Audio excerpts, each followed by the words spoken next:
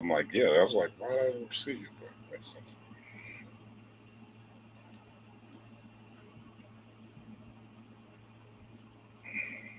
Okay, we are live. Let me do this. Gives people some time to come in.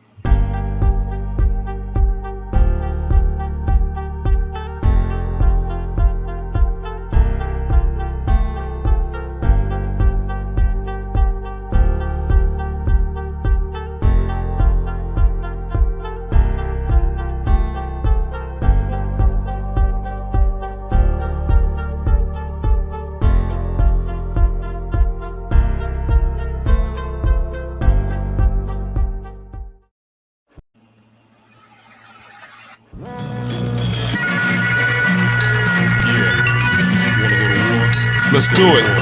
I'm Black Hannibal, running through your capital on elephants. Civilize a savage with my elegance. Militant intelligence, run through your defense. Strike like a ninja, slice, cut, and injure. Leave no prisoners, just bodies on the battlefield. I'm Spartacus with a sword and shield. Something like a marksman with cold blue steel. War paint on my face, keep my identity concealed. Advance on your camp like dozens of killer ants. Snatch your king like chess, checkmate, this is death. While my team have fun with your queen. Throw your bishops off the roof, your knights flee the scene. I plant bombs in the home of your pawns. The detonation shook the foundation of your rooks. Holding shotguns with double barrels. They impact so hard when it blasts through your body travels. Yeah. Street Spartacus. Yeah. Black Spartacus. Black Spartacus. Black Spartacus. Black Spartacus. Black Spartacus. Burn your flag as I overthrow your government. New politics, no Democrats and Republicans. Spiritual systems built by wise men who's true in living. The foundation's no longer Christian. Teaching universally the wisdom of the nations. New currency, no more dollar bills with white faces. No more Caucasian domination. All races participating, cultivating education. The people hungry and they ain't waiting. No more debating. Let's overthrow the haven to Satan. This whole world needs some new changes. Rulers with new faces. It's time to take out the racists. Spartacus from the new ages. From the page to the stage, pull a blade on the money changers. Spartacus from the new ages. From this page to the stage, pull a blade on the money changers.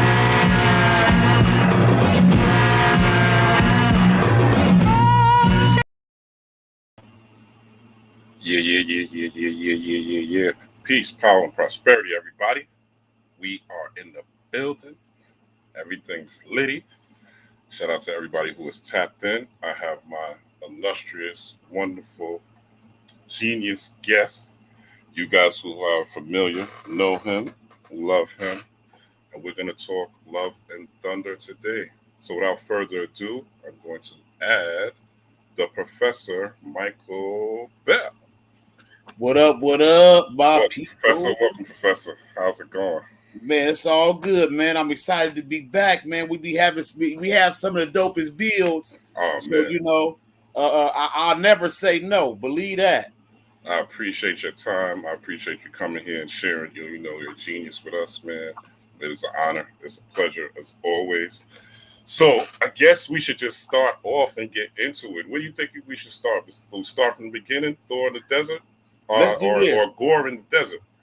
Okay, before we even get to Gore, let me drop a couple things, right? Yes, sir. Actually, I saw your background and it made me think of something that I wanted to speak on that I forgot.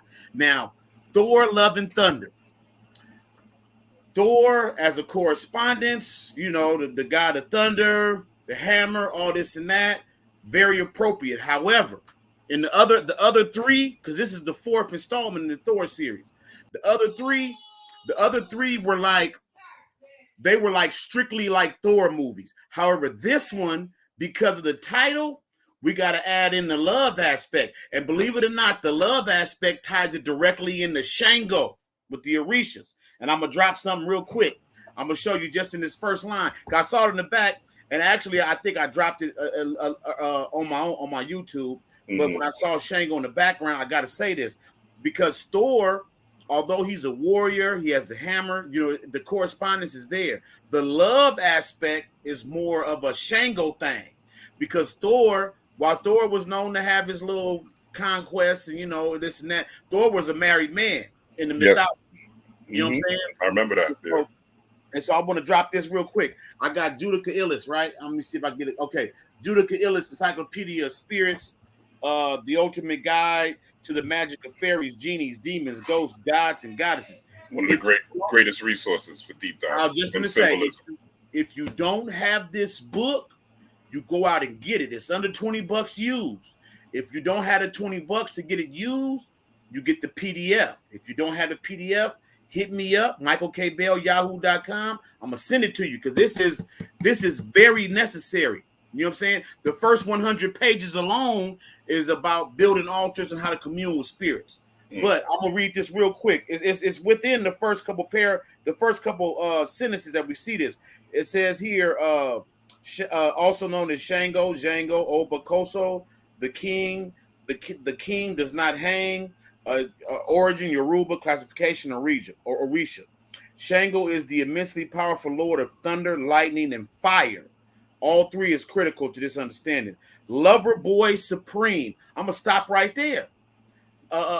You will never find lover boy supreme in Thor's official designation. Not at all. You know what I'm saying? So understand that as we drop, although we're talking about Thor, we're really discussing the Orisha aspect, the Shango aspect, right? Because love is critical to this, and I'm gonna show you why. So we can start off with Gore in the desert, right?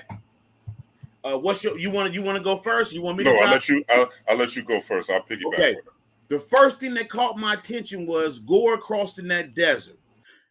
You know me, I'm always taken to Kabbalah. And so in Kabbalah, that desert is actually symbolic of the abyss. He was traveling across this abyss. You feel me? And so him traveling across that abyss, he was, if anybody that saw it already, he was holding his daughter. It's revealed later the name of his daughter is actually Love. Now, the thing about the abyss in Kabbalah is that the abyss separates the upper triangle, the upper triad of the tree from the lower seven. So that's the upper seven is the macroprosopos, the lower seven is the microprosopos. The only thing separating those two is the abyss. The abyss is known as Da'ath. Da'ath means knowledge. So the only thing separating you from that highest expression of God's self or Godhead is knowledge, but not just any kind of knowledge, not even just true knowledge. The true definition would be knowledge of self. Now, the reason why him crossing that abyss was so hard and arduous is literally because he was holding his daughter. Because you have to understand that to cross the abyss, you can't have any baggage. No baggage. Now, I know somebody be thinking that wasn't baggage, that was his daughter. No, that was baggage, because literally your children, everything around you is an expression of that singularity. We all one. So essentially, his love, his daughter, was an expression of his ego, right? So he was trying to carry that across the abyss. The thing about going across the abyss is you can't bring any ego across. The understanding that we all here to do work, even though you got children, your children chose to be here. They're here to do their own work. Now, you might guide and help and correct and discipline as you should, but in the end, it is their work. So he was trying to cross this abyss, this desert plain. His daughter died. What I liked as far as deleted scenes was that, he gave this little blood curdling cry when his daughter died. You know what I'm saying? Yeah. But actually, that cry was cathartic. It was a release. That because he had the will to survive. Clearly, his daughter didn't. Not to say that Love died, because we know in the end what happened, right? Love came back. Love returned, right? Returned. And so I think that was fitting. I'm gonna stay in the theme of Kabbalah throughout the whole get down. I think that's fitting because I'm speaking of the abyss and Da'ath. If anybody's familiar with Kabbalah, the place that Da'ath holds on the tree of life, that's originally where Malkuth stood until it fell, until the biblical story is, the fruit and the fall from paradise, right? But that's originally where Malkuth stood. So once Malkuth dropped in the Sefer Yetzirah, Malkuth is known as the fallen daughter. So essentially that abyss became an abyss because his daughter fell or was lost to him, right? So the whole goal of everything we're doing is to raise up that aspect, that daughter aspect, and bring her back. So it was fitting that she passed, and it was equally fitting that she was brought back. But if you notice, while he was crossing that desert, it was more a trial and a testament. It was more of his personal trial, you know? And so unless you want to drop, I'm going to keep moving forward. Keep going. Okay, so he crossed his abyss. He lost his daughter. Again, I just want to say that to anybody watching, don't think I'm being callous. You have to realize that these movies do not have separate characters. They're all, his daughter is an aspect of him that actually he had to lose to cross that abyss to gain himself. So he crossed that desert and he came to an oasis, right? And once he got to the oasis, first thing he did, he baptized himself. He dove in them waters. You know what I'm saying? And know it too, I say this to you, I couldn't help but think to myself when he was crossing that desert, I thought about when those creations of Yaqub got marched across the desert, right? You know yeah. I always, I couldn't help but to think about that, And so it was fitting on. It was a double entendre. It was fitting on a different level. Hey, thanks for the tree of life. So I just want to say real quick, I'm gonna back up that we see the upper three, 1, 2, 3. We had an upper three. That space between 3 and 4, that's what's known as the abyss. And I'm glad we got the paths up there because that's something I definitely want to touch on. So I feel as though Gore actually represented the super consciousness. I say super consciousness because the transition he made from regular self-consciousness to super consciousness was when he met his deities. He met his God, right? And upon meeting his God, it wasn't nothing like he had thought it would be, right? It was real quick, you sparked something in me, not to interrupt, but to interject. He had his daughter. He had his daughter, and his daughter was like you said, his daughter's name was Love, but it was also his love for quote unquote God or the mystery God, right? That kept him going, So we had this love, but this love wasn't serving him. It wasn't getting him what he needed. He just had a belief that someone else was going to save him. So like you said, when he went through the abyss or when he went through the desert, that was him kind of getting to, or at his last, so to speak, where he couldn't, there was no more love in him for that. He was searching for something, and then he found the oasis. Go ahead. So I just that's fact. I'm glad you said that because it ties in perfectly. He actually had to lose that love that he held, because actually he held that external, I'm gonna say the word, he held that external deity above and beyond himself and his daughter. You know what I'm saying? So he actually had to lose that love. I'm glad you said that. But once he hit that oasis, mind you, he was crossing the abyss. So actually, he never did reach the other side of that abyss. You see the other side of the abyss, we had those other three Sephira, which is Kether, Hokmah, and Binah. So actually, what that abyss represents, Da'ath, that was his knowledge of self. So when he hit that abyss, when he finally made it to the sweet spot, which was the oasis, he found himself in the presence of his God. But by this time, he had lost his love. You feel me? I'm glad you said that because that ties it all in. So anybody that's a serious movie watcher, we should all remember Clash of the Titans. And they say, don't worship them gods. You worship them gods, that's how they feed off of you. And the god's name was Rapu. And he actually displayed that perfectly for him. Yes, he did. He had nothing but utter contempt for him. You know what I'm saying? And so it was perfect. Now I want to say too, soon as he came to the oasis, remember he cut his hand on the necro sword, right? The necro sword, I'm gonna go back to Kapala again. There in William G. Gray's Ladder of Lights, he says that the only way you can cross the abyss, he refers it to walking on a sword's edge. And right? This is the abyss, y'all, that I'm going through. When you're going through that, just to show you. Y'all can see that. Y'all can see the mouse? No, right now it's that same tree of life image up. Okay. Well, it's that middle silver pillar, y'all. Yes. So not even just the middle silver. Take that whole rectangle in the center. That entire rectangle is the abyss. Abyss just means a gap. Abyss is synonymous with chaos, but it actually just means a gap. And while you may know how far across that gap is, you don't know how deep it goes, right? And that's synonymous too in the transformation he underwent, just crossing that abyss. But now in the center of that silver pillar, that there's a Sephira that is not a Sephira, known as Da'ath. That means knowledge itself. Y'all can see that, right? You can see that, right? Yeah, I can see it. Yep. Now that's the oasis he went to. And in that oasis, he touched that sword. That sword is what he had to cross to get there. And that left him in a hollow Vegeta. What up with it? So that left him in a place where he was stripped of all illusions. And to meet his God, first thing he did was, man, I renounce you, because he realized that God wasn't external. And that's something that watching it was impressed on me, is that we tend to kind of externalize these deities and place them on a pedestal above us, and we don't realize that if anything is on a pedestal above you, it's looking down on you. And the fact that he expected a reward, he expected, because all he did was believe that there was a reward.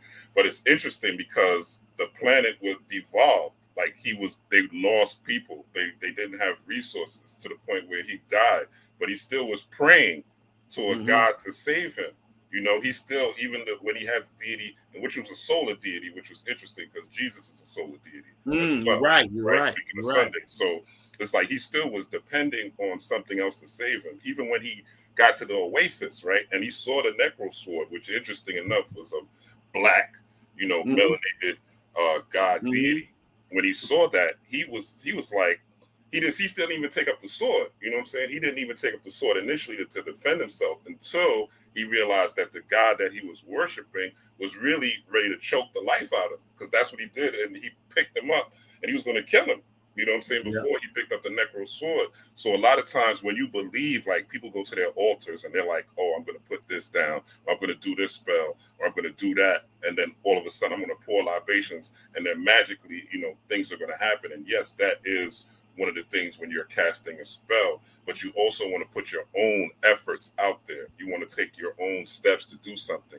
Don't just wait for a miracle to happen. You know what I'm saying? Because the metaphor is it could choke you out, by you trying to, and you could deplete all your resources. And again, facts. Without the ability to transfer, if you're not looking to transfer these things on your own.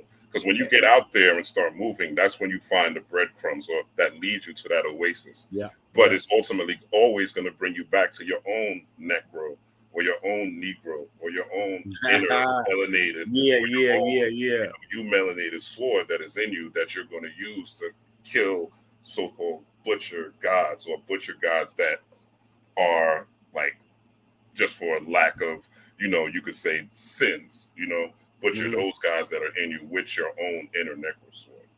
Now, I'll say this. I'm glad you said that too. You have to understand that, number one, a sword is synonymous with the spine. The spinal column is what Kundalini fire rises up. What that's the channel, the Shushumna. So what you have to understand too is that sword, that melanated sword, because it was indeed black. What you have to realize is that he had to develop a spine. He had to stand upright on his own 2 feet. And so, even like you said, he came across that sword when he seen his God, man, all them old habits, kick right in.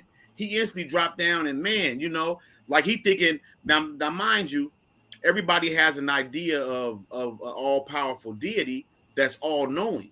Yet what was the first thing he did? He tried to fill his God in on what's happening. Right. Man, we dying, and is there no water, and the people are and he was like, I know. Right. He's like, I know. He said, we replace y'all every day. He was like, we replace multiple followers. He said, what happens? He said, y'all gonna still follow me, so we don't care we're indifferent to the ways of the world. We're indifferent to what's going on, and just to tie it into what you said just a few minutes ago, when you brought up altars and libations, these things are critical for adjusting altars, libations, ancestor veneration. All that is appropriate, really, to be truthful, as a beginning. You know what I'm saying?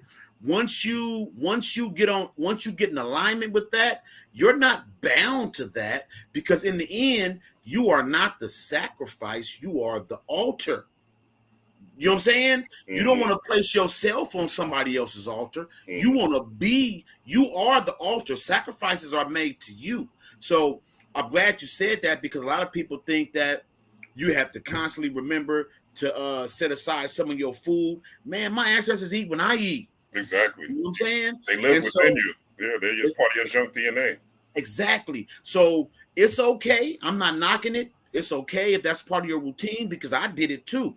But now I'm of the understanding that we eat together. Like, I'll be honest, whenever I drink, if I remember out the gate, I pour them something. But for real, we eating and drinking together. Matter of fact, I'm gonna take this shot for you. This one for the ancestor, this one for me. And that's how I do it. But that's my way of doing it. Like, I'll say this too, real quick. A lot of us came up in the school of Bobby Hemmett, where we spit them libations out to the four corners, right? We do our ashes to the four corners, to the four cardinal points. Well, I always added a fifth one, and that's where I spit out libation directly above my head and let it rain down on me. You know what I'm saying? Because it's my turn here in the flesh. So I'm just dropping that. Just so you know, for that aspect. But I felt as though what you said was right when you mentioned the altars and things like that. But however, let's just to keep it kind of moving, the sword was whispering to him, right? That was actually a function of intuition, that gut feeling. You know how we get that gut feeling? The gut feeling is not just a feeling. It's actually, we hear a little voice in the back of our head like, man, I should have, you should turn left, or you shouldn't go to work today. That's when you ignore your gut feeling. Well, that's actually, your soul. That's your soul right there. That's your soul. That's your soul.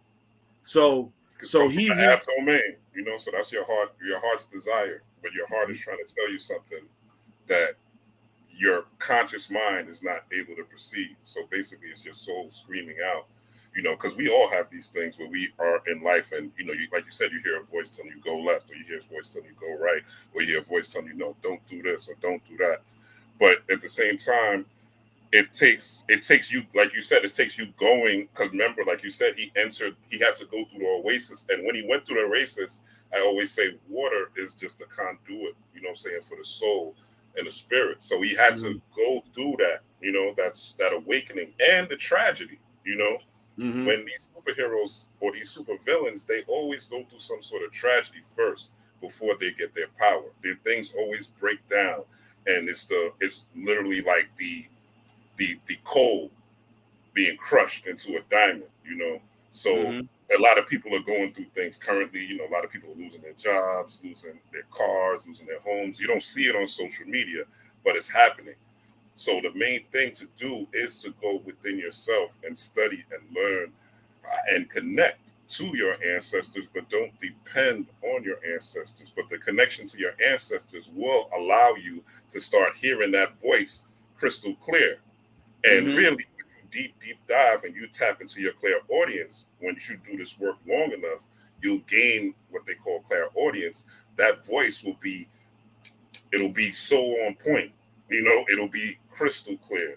So you're, like you said, your spine, that kundalini rising up the Shushuma, now you're forming your own necro sword. So when you go in the world, you get these miracles. You're on an interview if you need a job. If you're starting your business, you know how to talk to your business partners or your clients, or you need to talk to the people at work, whatever type of things that you're doing. Now that voice is guiding you, and now you are merged with the ancestral realm or merged with Da'at.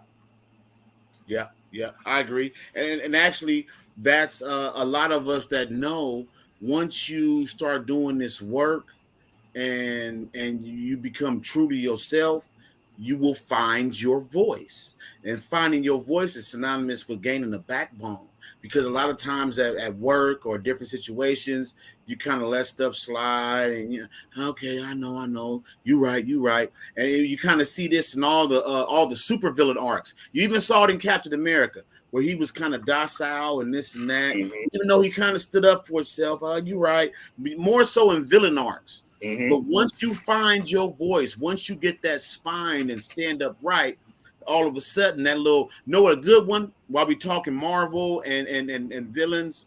Remember in the Spider-Man movie where Jamie Foxx was Electro? Yeah, yeah. Remember he was kind of bent over, kind of, Mm-hmm. kind of Shy and meek, yeah. once then he Even got that Spider-Man, when he got with Venom in Spider-Man 2 or 3, I believe, when he was working same with Venom. thing. So that's synonymous too with finding your voice is actually you listening to your intuition, listening to your gut. You know what I'm saying? And so I just felt like all of that was appropriate right up until he cut that sun god's head off. You know what I'm saying? Because truthfully, Rapu, that deity he was worshiping, he wasn't worthy of that slot. At Because all. to be honest, if we talking Kabbalah, right? Any god that represents the sun, he got to be willing to sacrifice. You know what I'm saying? And clearly Rapu wasn't, but guess what? He ended up a sacrifice on Gore's altar when he took his head off. You know what I'm saying? And he So leveled up. that's applicable too. A lot of times we got to be mindful of who we place on our altars, right? You know what I'm saying? Because maybe that concept of deity, maybe that archetype is not fit for you. You know, that for me, that reminds me of like a lot of us when we first start doing this work, you'd be like, I'm working with Shiva.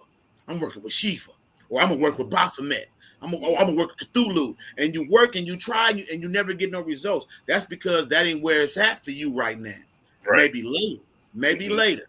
You know what I'm saying? And so you have to plant your seed on fertile soil. You know, on fertile soil. And I'm gonna say this type of work, because there's times, there's seasons, there's planetary hours. There's a lot that comes along with the occult work in order to make your magic coalesce. Mm-hmm. You know, just doing now. If you things will manifest regardless if you put enough energy, power, and emotion into it. All right, and speak it into existence enough. However, how fast do you want it to manifest? Where do you want to, where do you want to go with it? Like you were saying, you have to plant this seed on fertile soil. You can't just think, oh, I'm going to work with the Baphomet. You know what I'm saying? And you're not ready to work with that energy, and you are not. Baphomet is all about balance. You're not balanced. You know you're smoking 20 blunts a day. You know what I'm saying? You're drinking heavy. You know there's certain, you're sexing out of control and you're doing all type of things to people, that may be quote unquote nefarious. You're not balanced. So you're trying to get the energy of balance to manifest something maybe material in your life, but you're not there. So that energy can't work with you because you're not a mirror. Your mirror neuron, speaking of science, is not mirroring the deity or the energy vortex that you're actually asking for. So at the same time, you're not matching what you're putting out. So you have to really be careful when you're working with these deities to make sure that it is in season and you are matching that energy when you are moving forward in this work. Mm-hmm. And just to piggyback on what you said, the season is not what your favorite YouTuber is talking about. No. It's your season. You know what I'm saying? And I've said it in other interviews that I've listened to people like Panic, Bobby Hemmett. You can go down and list, and they've talked about working with certain deities. And I'm not gonna tell you no lies. I jumped and tried to work with them myself. It wasn't my season; it was their season. Exactly. So eventually, I'm gonna tie this into tarot, and I believe that. Hold on one second. Okay, when we get to the topic of Thor and the goats and his chariot, I want to bring something up to tie it in. I'm gonna speak on it now. Chariot. We about to hit the goats next scene, so we might as well go into that. So I'm just gonna say this. The goats, Thor's chariot. That even though in the comics and mythology, Thor had a chariot. Here, he had more of a barge, which I thought was even more symbolic because we think of the solar barge. You know what I'm saying? Mm-hmm. And so I feel like it was just as appropriate, but it still applies to the chariot card in tarot. And one of the names for the chariot card is discerning intelligence. Now, they come to that conclusion because of the Hebrew word cheth and it's related to the sense of smell, right? And so your sense of smell is very discerning, because how many of us have been in a situation where you say, you don't smell that? Man, it stink. You don't smell it. So the sense of smell is very discerning, and it's very unique to each individual, because some people have a better sense of smell. And the boat, I feel you, Hollow. Yep, the boat. So some people have a better sense of smell than others. So it's about having a discerning intelligence. And so it's all about your ability to discern what you smell, because sometimes you can smell something nobody else smelled it. It could be horrible. It could be enough to turn everything off about you. But let's get into it. Actually, if I'm correct, the next scene after him killing the deity, after him killing Rapu, was going to Thor's story. So what I want to do is, before we get to the chariot, the boat, or the barge, I want to speak on the tarot connection. The tarot connection. Now you have to understand too, whenever you talk tarot, you're talking astrology, Kabbalah, and tarot. These are three aspects of the same thing. You know what I'm saying? I'm going to give a shout out to Travis Majors, because he's really helped me to nail some of these concepts down. And so we see Thor and what he's been up to since the last time we seen him, right? And if you trip, he's doing a lot of reflection. Takiti Waititi, the guy, the producer, he says that we're seeing insecure Thor. He calls him the insecure Thor.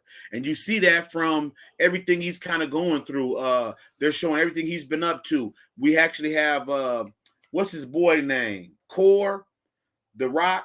He's explaining to us, to the people, what Thor's been up to. Thor's been, rolling with the Guardians of the Galaxy. He's been going through his ups and downs. He's actually been very emotional. Now, the emotion aspect, that's going to be, even though Thor is an aspect of Jupiter. Thursday, that all applies to Jupiter. However, Thor is the son of Jupiter, actually, right? Son of Jupiter would be Mars. And so eventually we're going to get to the Mars aspect, because at one point in the movie, they called Thor the god of destruction. You know what I'm saying? So to let you know that this is all astrological, it's all Kabbalistic, and it all applies to the tarot. You know what I'm saying? And so one of the things I noticed was that Thor was real emotional. That was it was like indicative of the water element. Well, the chariot card, that's my book. That's the go-to book right there. Kabbalistic Tarot by Robert Wayne. If you don't have this book, easy to find in PDF, but I would always suggest, if you can't afford it, you get the physical copy, because books are objects of power. Books have a tendency of drawing things towards them. Just like you go in the library, and even though so you're supposed to be quiet, the quiet is like enforced without being said. So that's a great book to have, whether you're knee deep in Kabbalah or Tarot, or if you have an understanding of either or. Get this book. As a matter of fact, I'm gonna show you what I got right here next to me. I have my own copy that I go through religiously on the regular. But we see everything Thor's going through.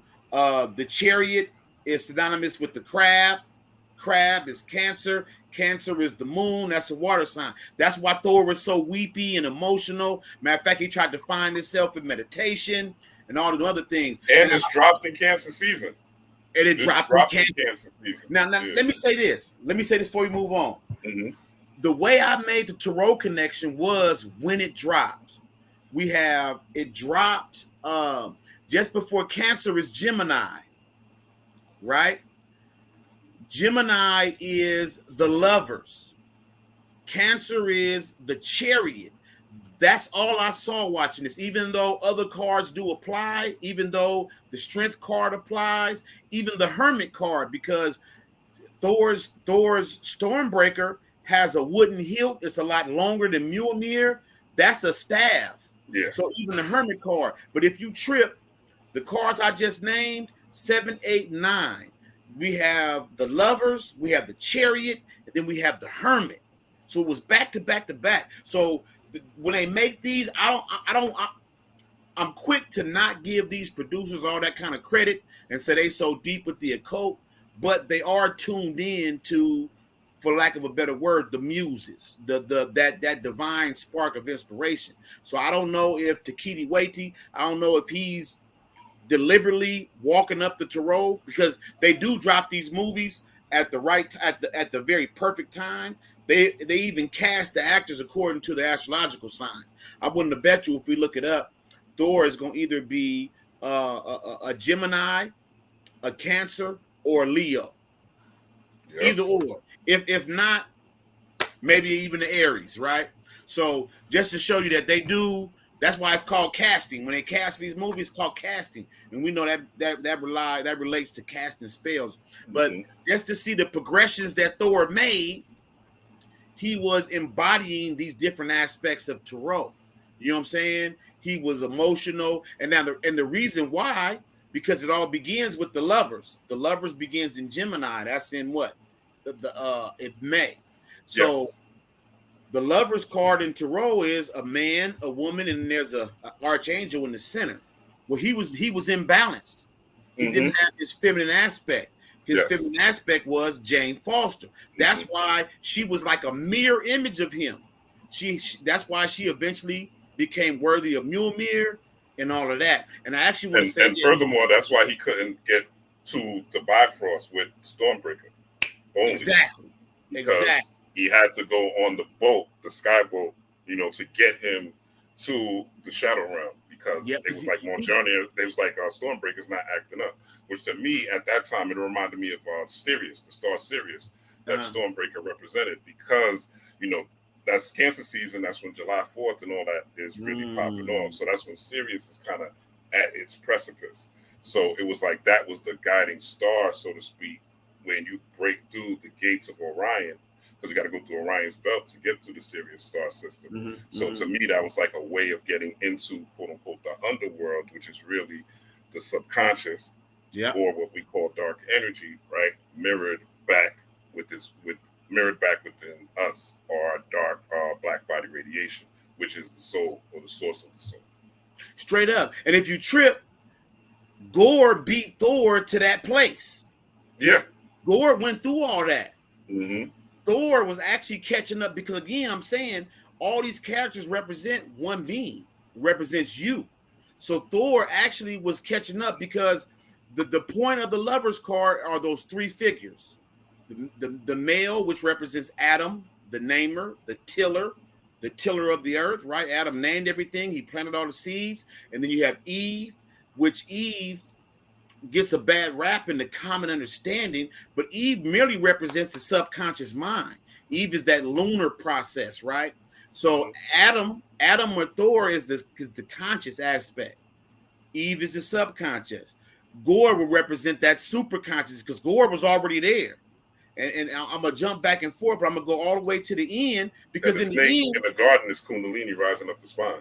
It's rising up the spine, that serpent. And if you think about it, think about it. When Thor told the Guardians he was finna dip, he told Star-Lord, remember they did that weird ass handshake? What did he do after he did the serpent? He did the serpent. So we see that it was all there, and the serpent is actually on the lovers card as well. So it was all there. It was a progression from the lovers card to the chariot, and then you can go beyond to the hermit. But I thought it was interesting to also that the Guardians of the Galaxy plus Korg, right, plus Thor, if we take out Gamora and put in I forgot her name, but Thanos' daughter, her sister, it would come out to 7 people to start off. So the 7 original planets, the 7 chakras. Also, they had those 3 cups, which was the shrine for the Indigo gods that they had there. So the shrine that Thor destroyed in there, to me, that was like a representation of also the 3 brains, the mind, the heart, and the gut brain, right? Gut. You damn right. All leading to you getting into that indigo or that crown chakra state, which would be the color of your shirt that you got on, the purple. So that crown chakra state, which would be those 3 cups. When you are in spirit, you get a Thor to save you, because the enemies, if you notice, were owls, right? Yeah. So it reminded me of like the owls representing like secret societies, representing hidden knowledge or hidden truth that they're hiding from the masses. But if you are in tune, you will have a Thor, or you will have people in your life that will help and assist you, that will help you raise your shrine or raise your vibration to the point where you are able to get this knowledge and master this stuff for yourself. Like I was telling somebody, there's not really secrets like that anymore. Of course, there's secret societies and they have different things that they do, but you can tap into that as well. The time is now. So don't ever negate or think that a secret society or Illuminati or these people have more knowledge than you, or are able to access more than you can. You could just simply download this knowledge strictly by being in meditation and being in a meditative practice. These things will come to you, but you have to stir again those three cups, that mind, the soul, or mind, or the brain, the heart, and the gut. Once you stir those three things through your raising of Kundalini, like you said, going through the Sushumna, raising the Kundalini, going up that bar, now you're able to see things that you would not normally see. You have, as our Lionel would say, sight beyond sight. And I'll say this too, though. You made a good point. Actually, I don't remember seeing Gamora at all. No, she's supposedly dead, but they said that, they're going to bring her back later episodes. But she died in Endgame. I thought the other one came back. I thought the Gamora from the past came back. Remember when Thanos came back? When they fought in Endgame, the other Gamora. The other Gamora came back. Yeah. She did. But still, I would just bring that up to say the 7 is still there. We have Gamora's sister. I don't know why I can't remember her name. Then the other 4, that makes 5, and then you have Thor and Korg. That gives you 7. And if you think about it, that center structure in that temple was purple. The other one was orange. One was purple, orange, and I forget the third one. I think the other one was purple, orange, and green, actually. So yeah, that's why I said I was like, oh, that's the 3 brains. I was like, that's the three brains and those 3 major chakras. Exactly, right there, straight up. You know what? Real quick, I want to read a few sections out of. I got a good book. A lot of people not up on this dude. Let me see if I can get it in there. Can you see it? It's too bright on my side. This is Dr. Paul Foster Case, The Tarot, A Key to the Wisdom of Ages, right? Let me see if I can get it up here. I got a lot of lights on in my room. Oh, there we go.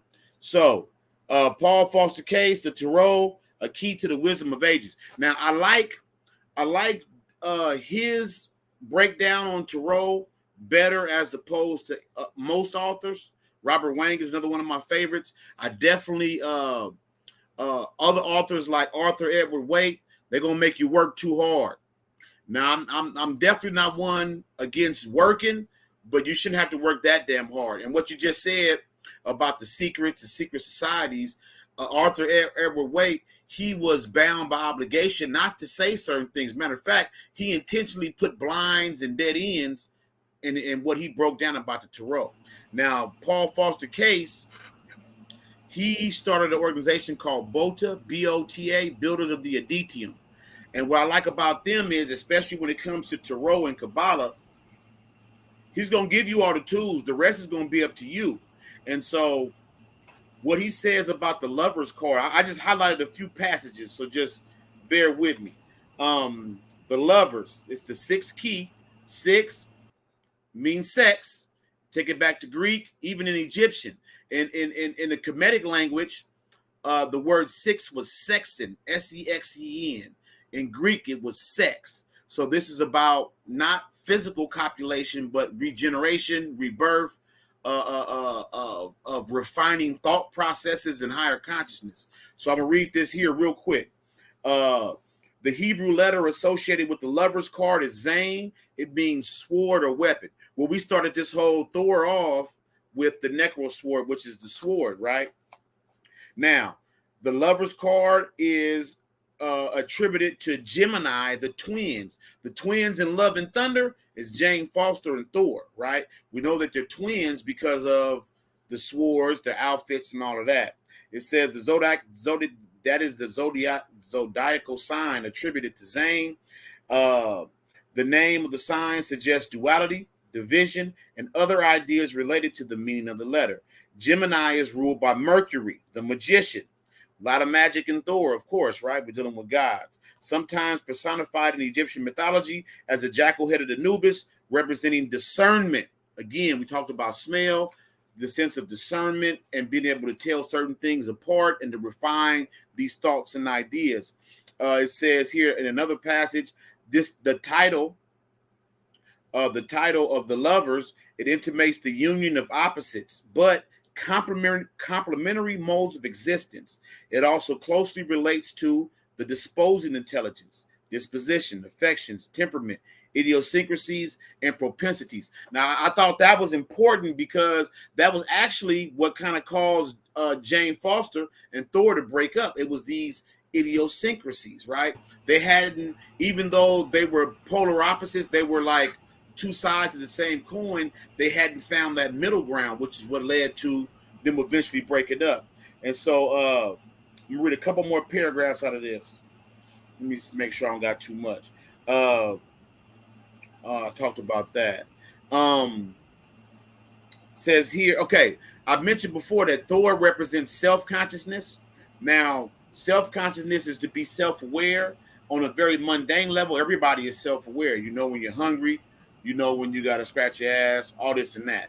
But it actually goes higher than that, because the self-consciousness we're really talking about is the key that leads to a higher knowledge of self. We're talking about Da'at, we're talking about Gnosis, we're talking about knowledge of self. So the self-consciousness we're talking about is the self-consciousness that's going to be balanced with subconsciousness.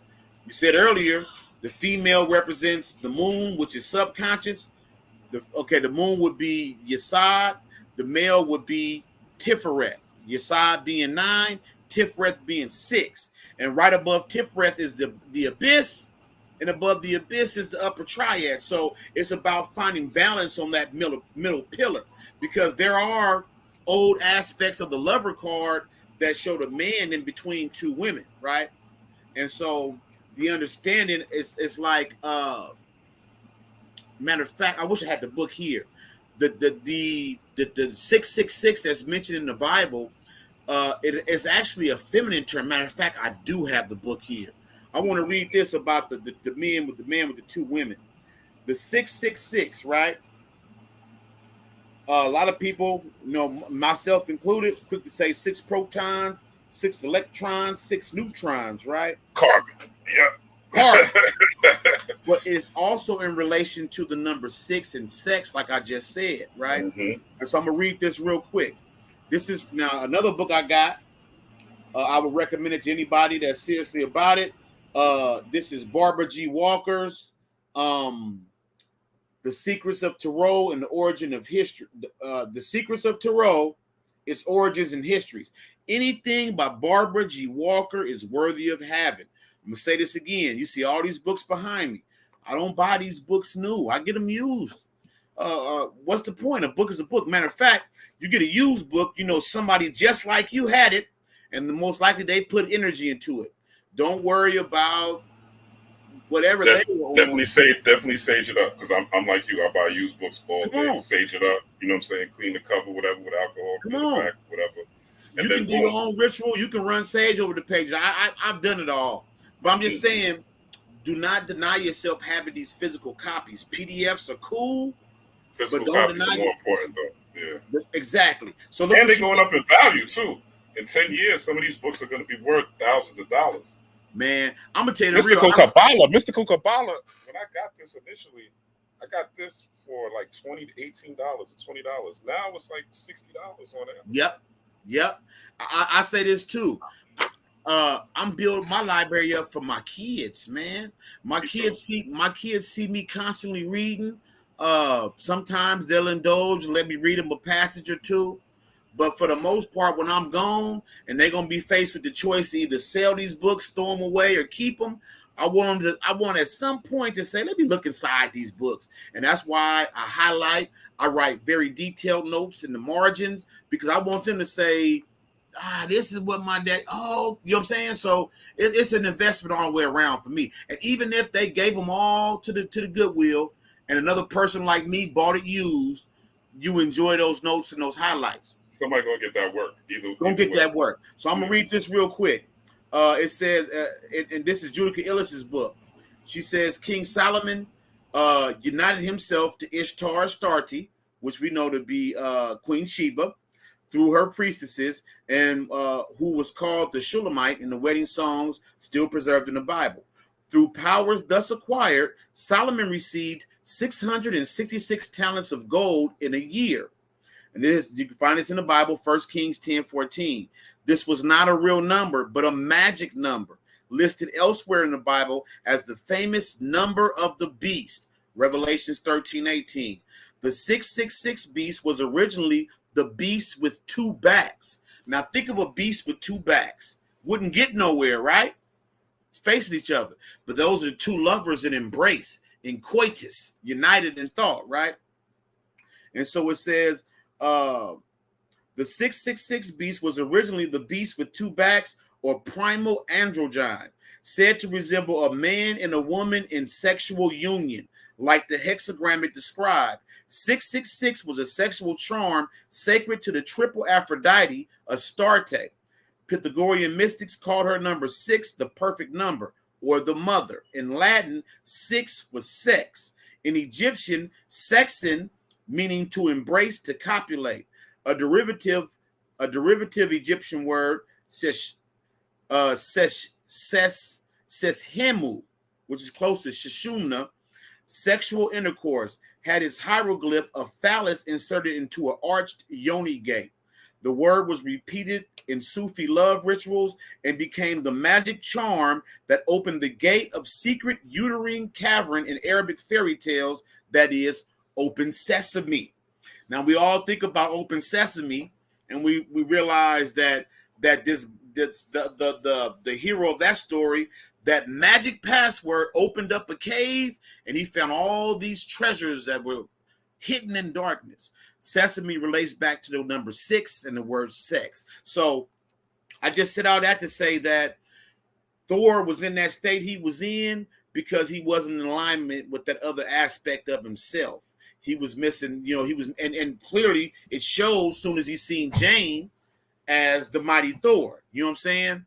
And so I don't want to keep holding. Jump in whenever you want to, or I just keep rolling, man. And so keep rolling.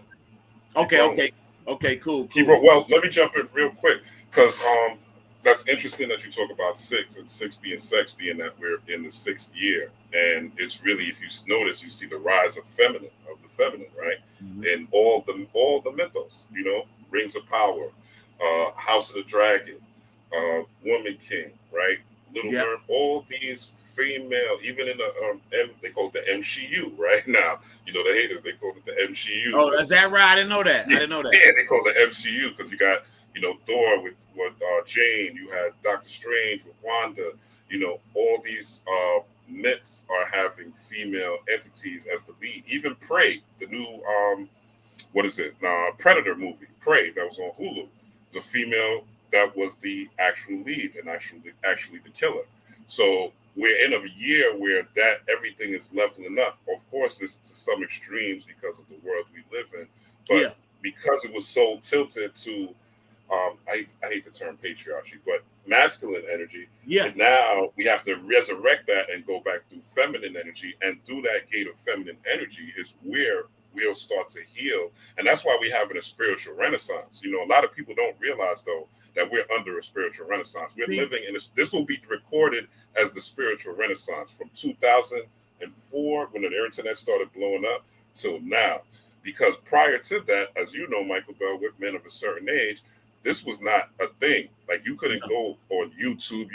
This was not popular like it is now, where you go on YouTube. Like, I was on YouTube, I signed up on my other account, and they offered me a tarot reading. I'm like, I don't want no tarot reading from YouTube, But it's become pop culture, where you're seeing this in like the Daily News, and you're seeing this in the New York Post. They're talking about Mercury retrograde. I'm like, the New York Post? Your racist ass newspaper talking about Mercury retrograde? Come on. It's pop culture now, because that feminine energy, or that soul energy, is coming into play, and that water energy is coming into play. So which is that Yesod energy, or that number 9, which is the foundation. But this the foundation to what? Spirit. And spirit being revealed. The reflection of moonlight is a reflection of the sun. Moonlight is a reflection of the sun. So it's really the revealing of spirit to the world or to the masses. And the more people that are taking up, quote unquote, their altars and really paying, like I tell people, like the first step is really to pay homage to your ancestors, before you go to Horus or Baphomet or Lilith or this and that. Pay homage to your ancestors, because your ancestors got your back and they're waiting for you to really just open the door to come in. When you're living a life where you're blinded, or you got horse blinders on, as we all did at one point in time, running through the matrix, you don't really know where you're going. You're kind of like a rudderless ship. You might be going for money and things like that. But as I always tell y'all, what I'm saying, once you hit a certain amount and you get a certain amount of money, you get a certain amount of things, and it's like, then what? You know what I'm saying? And everybody, and most people have to go through different lives to experience that, to where you're getting a certain amount of money, and then you realize all these material things are not going to make you happy. This is why you see a lot of people, wealthy people, they get into spirituality as they get later into life.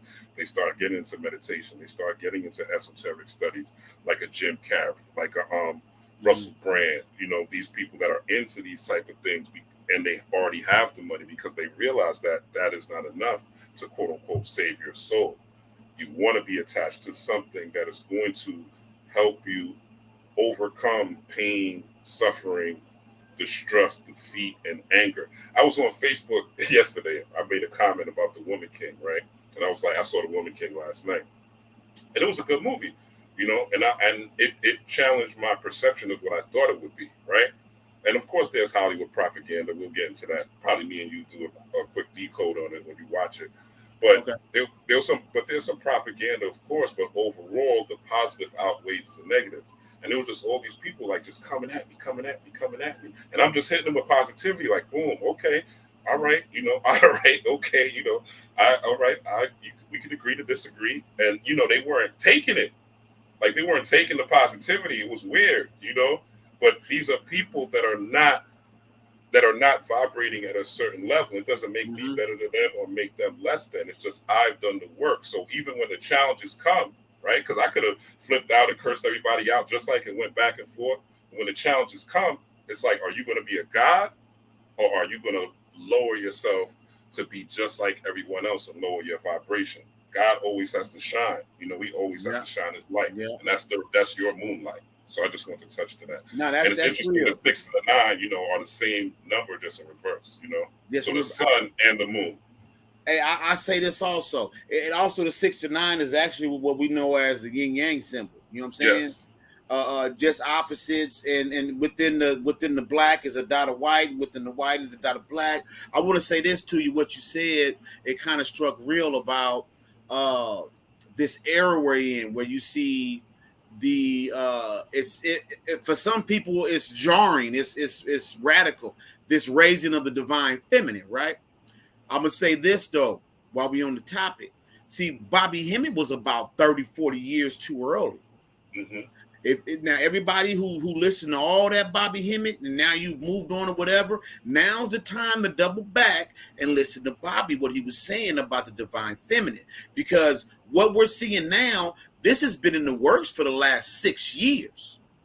If you think about it, Lovecraft Country, man, that was about the raising up of the divine feminine. And it goes back even further. Matter of fact, we wouldn't have Woman King if not for Lovecraft Country.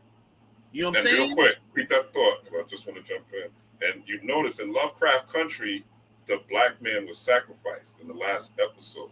And if you see all these rappers getting killed, it's a sign for the next generation that there is another way for you to, quote unquote, get rich. There's another way for you to become successful. And this way is not it. Just being a rapper, just getting all this money. Because, man, we have to realign with that part of ourselves. We got the spirit, we're moving, we're taking action. Because spirit, the 4 elements, right? You're dealing with air and fire, right? That's masculine energy. When you're dealing with the feminine, you're dealing with water and earth, right? So now we're in a water-earth cycle, So basically, the men are getting sacrificed that are not rising to the level to where they're integrating both energies, where they're harnessing the four elements, which would make a cohesive square or a Metatron cube, getting really deep with it, right? Where you're having that macabre, so to speak, where you're walking around, but you have to tap into that feminine energy, which is what spirituality is all about, because that's really connecting. It's really more or less spirituality than a soul reality, right? Connecting with your soul, why you were born, right? You were born through the mother. You're born through the feminine energy. Mm-hmm. So it's like, why are you here? You know, what is your soul's purpose? Is it just to get a whole bunch of chains and rap and travel and do all those type of things? Or is there something higher? You know, is there something more? Do we as men have to connect more to nature and connect more to our emotions and our feelings, right? And things like that, instead of just being hard and tough and rugged, aka 90s hip hop, right? As a reflection of that. And if you notice the hip hop now, right? Because as above, so below, you'll see that it's more melodic, it's more catering to women, right? It's much more softer, where men are talking about their feelings. So until we all, or most of us, come into that realization of merging the masculine, that fire and that air energy with the water and the earth energy, once we come to that coalescing, then, you know, it's the 6 to the 9 again coming into existence. Mm-hmm, mm-hmm. And it's that love, and that's what Lovecraft Country was about, to me, that part. I want to say this too, because even as spiritual people, I think we forget that the divine feminine, divine masculine, that does not refer to gender. Right. We just talked about the yin yang symbol, the black being representative of the negative or the receptive, with the white dot, the white representing consciousness, activity. Okay, I'll even go further. Black, subconscious, receptivity, and we'll just throw in vagina. Let's throw in the feminine aspect. And then you got the masculine, which is like the white part, active, what's another word?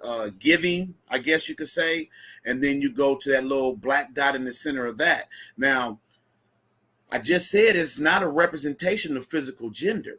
But what that's saying is that even within this divine feminine, there is a seed of the masculine. And even if within this concept of the divine masculine, there is a seed of the feminine. So what I noticed, because I try not to get caught up in any of the hype or the polarity, right? I try not to get caught up. But what I noticed is that it's a lot of spiritual sisters out there. I won't even just say sisters. A lot of people that's on spirit, on this path that we're walking, and they see the rise of the feminine, and it's like it's the rise of the woman. Man, that white dot, that white side with the black dot, that represents my divine masculine, right? And within that is that seed, that feminine seed. And that's why I want to make clear at the beginning that when you're watching the movie, all these characters represent the self, represents you. So the raising up, just like the lowering of the divine feminine and the raising of the divine masculine, or I won't even say divine. This, like you said, the patriarchy versus the matriarchy. The last 2,000 years, everything was elevated in terms of masculine patriarchy. Father's the head of the household. Now, on the surface, these concepts hold true in spirituality. That's why, like you're showing right now, the yang represents the positive, sun, light, heaven, active, fire, above, heat, generation, wake. The yin represents the negative, the moon, dark, earth, passive, water, below. So by the father being synonymous with the head of the household, that's not saying the gender aspect. That's saying that this aspect of within you, this duality that's contained within you, this aspect belongs on top. The other on the bottom doesn't mean any lesser, because we all know from the Kabbalion, as above, so below. Both are intertwined. Matter of fact, if you were to spin this yin yang symbol, the two colors would blend together and it would look more like Gore. If you think about it, Gore was a grayish color. Once he went to the shadow realm, he was on that middle pillar. he represented that balance between light and dark. Even though he was out of balance, in the end, he did reach it. And I want to show how he reached it, because I made a point at the beginning to say he did not cross the abyss. He was crossing it. He didn't cross it. There we go. You see that? So you see in here, even though that looks like the moon in the background, but we see here, these are shades of gray. We got some darkness, we got some light. These are shades of gray. So what's going on now is more things have been imbalanced, and as they should, because down here on Earth, or Malkuth, it's like a pendulum swing, right? And the swing to the left is indicative of the swing to the right. But at the same time, every time something swings to the far left, that's an extreme. When it swings to the far right, that's an extreme. The only time it's polarized in the center. Hey, can you go back one frame? I think it was one. I wanted to point something out. Okay, it's really there. I wanted to point out how right there, you see how Jane is standing in the background. We have those windows. We have that house. All of that applies to Tarot. The house in Tarot, the Empress card. No, the High Priestess is represented by Beth. That means a house. I thought it was real. There was a scene right here where they were fighting those shadow realm creatures, where Thor was standing and there was a house on fire in it, and it like tumbled. And so when he met Jane, when he finally met Jane. Exactly. And so that was like a crumbling of his stereotypical idea of the feminine archetype. It crumbled. It burnt down and collapsed. So I just want to keep pointing out over and over, anybody that's into Tarot, Kabbalah, you can go back over this movie and you'll see the same things. And hopefully, if you at the very least come to the same conclusions, I would hope you come to better. You know what I'm saying?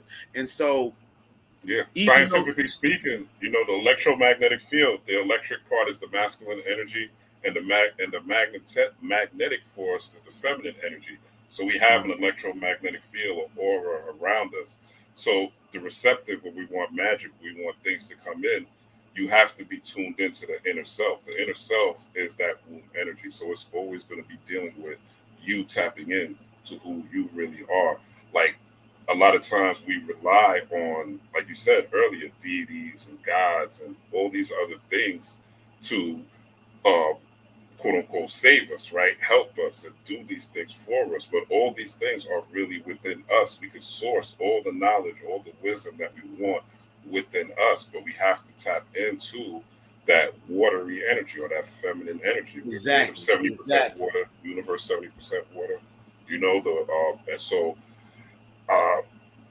dark energy 70% water, we're 70% water, the earth 70% water. So it's obviously there's more of that energy that we are able to use. And I want to say this one thing and let you go.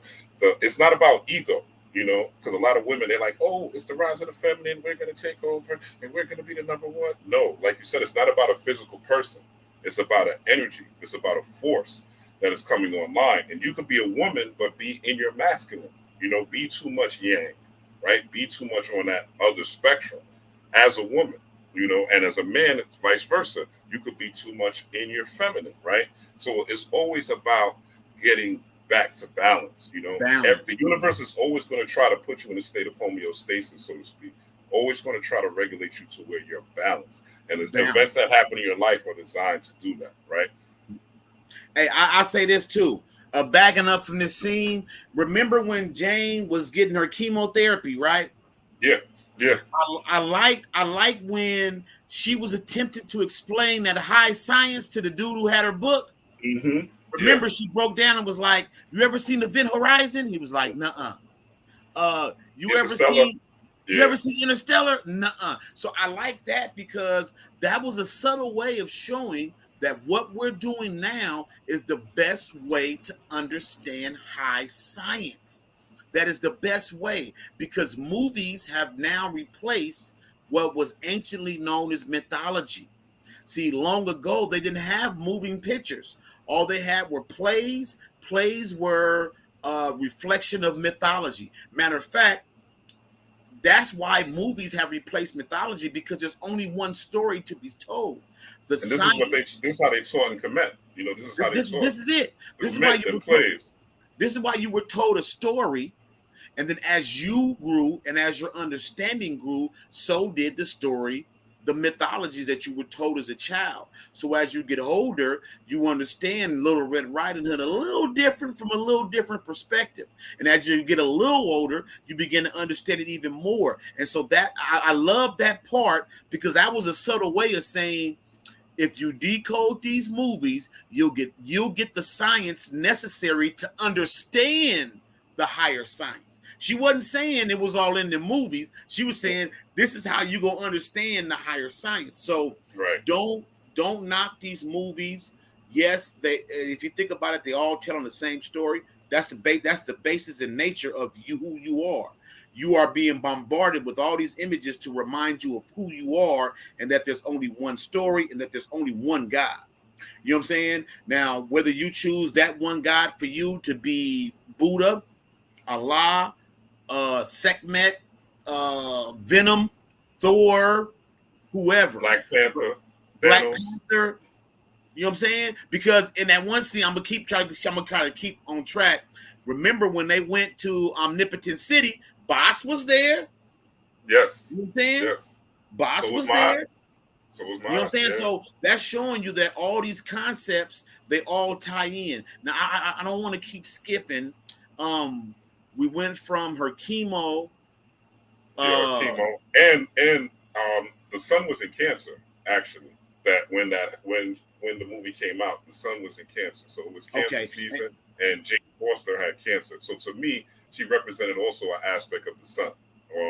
With Valkyrie, That too. because that scene, that's when they were going to New Asgard. That was the next scene. They went to New Asgard, so that's when they were doing the plays, right? And then Valkyrie is a representative of the spirit, aka the Holy Ghost, right? Because she's a Valkyrie, she's able to fly, and they call her King Valkyrie, because which is some other shit. We won't get into that now.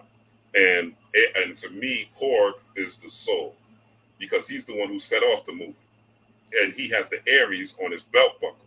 You know, if you look. Oh, I didn't peep that. Yeah, look at Korg. Let me add this to the stream. Yeah, he has this. This is the cosplay version of his outfit, but he has this Aries on his belt, the ram. Yeah, so it's basically, and he's the one who starts the movie. He represents. So all these movies are zodiac signs. You know, it's all there. Zodiac. They go through the 12 signs, the zoomorphic. So if you understand symbolism, so once I saw him hit the belt, I was like, okay, I see where they're going with this. You know? And that's why he opened it up, because Aries is synonymous with sunrise, eyesight, first sight. Yeah. That was dope. I think too, touching on her having cancer, and like you said, it came out in cancer season. But what you also have to understand, like I was just saying, is that the feminine aspect represents the subconscious mind. Subconscious mind in mythology is portrayed as the underworld. So the fact that she died and went to Valhalla, and we know that that's not the end of her story. We know that people come back in these stories all the time, right? Even Jesus, when Jesus died and came back.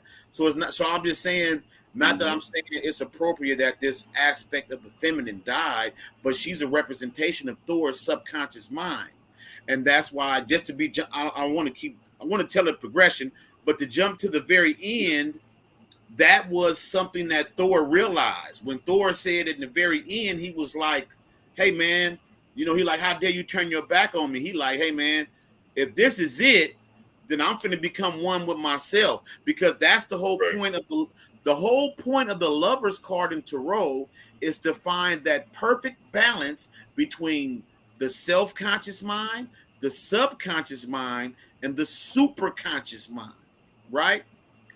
It was in that moment, and even Thor said it. And I don't know if Thor knew that his daughter's name was Love, but Thor said it at the very end. He like, man, that ain't what you want. What you want is love.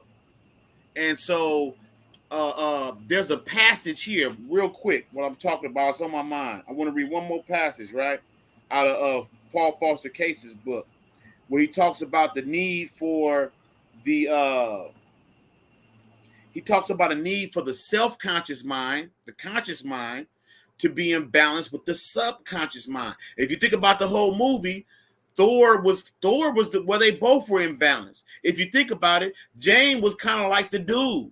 Remember, she said, "Man, how long it been? 2-3 years?"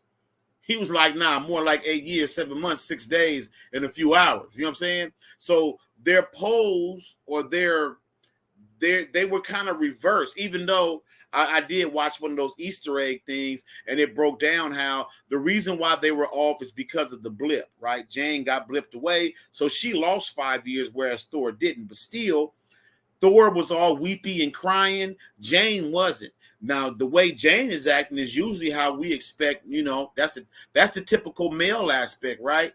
Kind of blasé, kind of nonchalant. He cared, but he's not going to show it.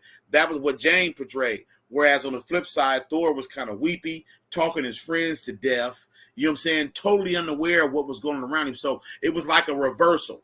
And so they had to find that balance. Not to say that we just discussed it. Jane, as a representation of the feminine, she has the masculine seed. And Thor, as a representation of the masculine, he has that feminine seed.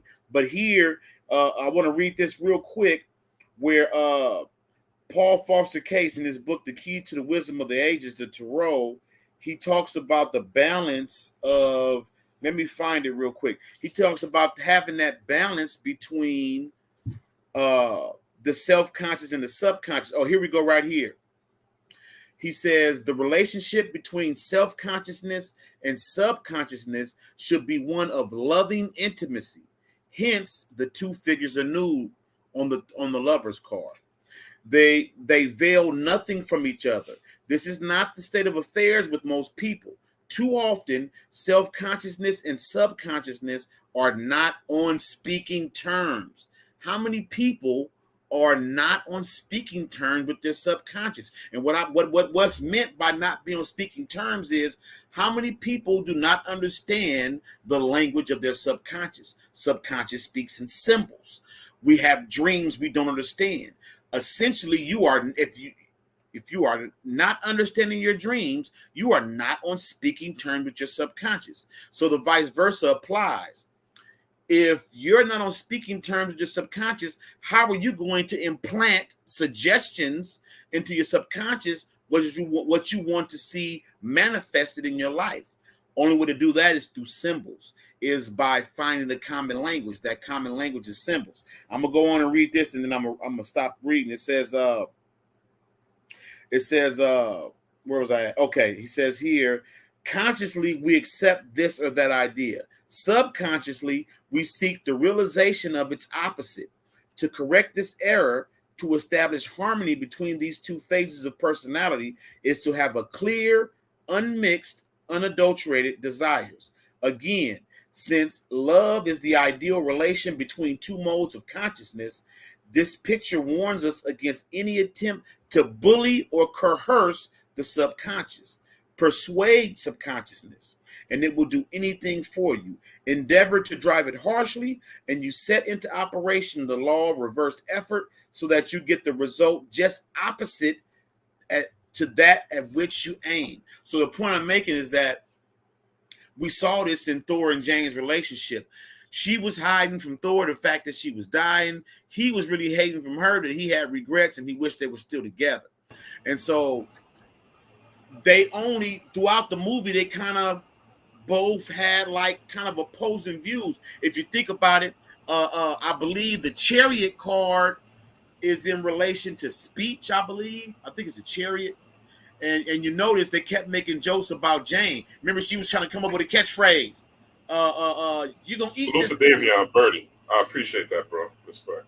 Okay. Yeah, so I'm just saying that to say that all of this ties in to being able to communicate masculine to feminine, feminine to masculine within yourself. So the conscious aspect of you that wants change, that wants to manifest a new car, a new house, $1 billion, whatever it is you're working on, the only reason it hasn't manifested is because you don't speak the language of your subconscious mind, right? And so that was shown in the movie because Thor and Jane were not speaking the same language. he was kind of like oh, Cora made a good point in the movie. He said, "Oh, she's the one that got away, huh?" Thor was like, "Yeah." Cora said, "Sounds like a prisoner to me." Mm-hmm. And whoever, hey, that fucked me up. Because I was thinking, we all had those thoughts about the one that got away. Mm-hmm. You never think about the fact that, man, that person actually escaped who you were. Fact. You know what I'm saying? Yeah, so that's a different level of accountability right there. You know what I'm saying? A different level. That's the one that got away. Man, Yeah. she escaped. That sound, he said, sounds a lot like a prisoner to me, mate. Mm-hmm. You know what I'm saying? And so I just felt like the love and thunder aspect was on point. So let's say that right now we at basically like the middle, that omnipotent city, right? Then omnipotent city. Well, let's back up just one pace.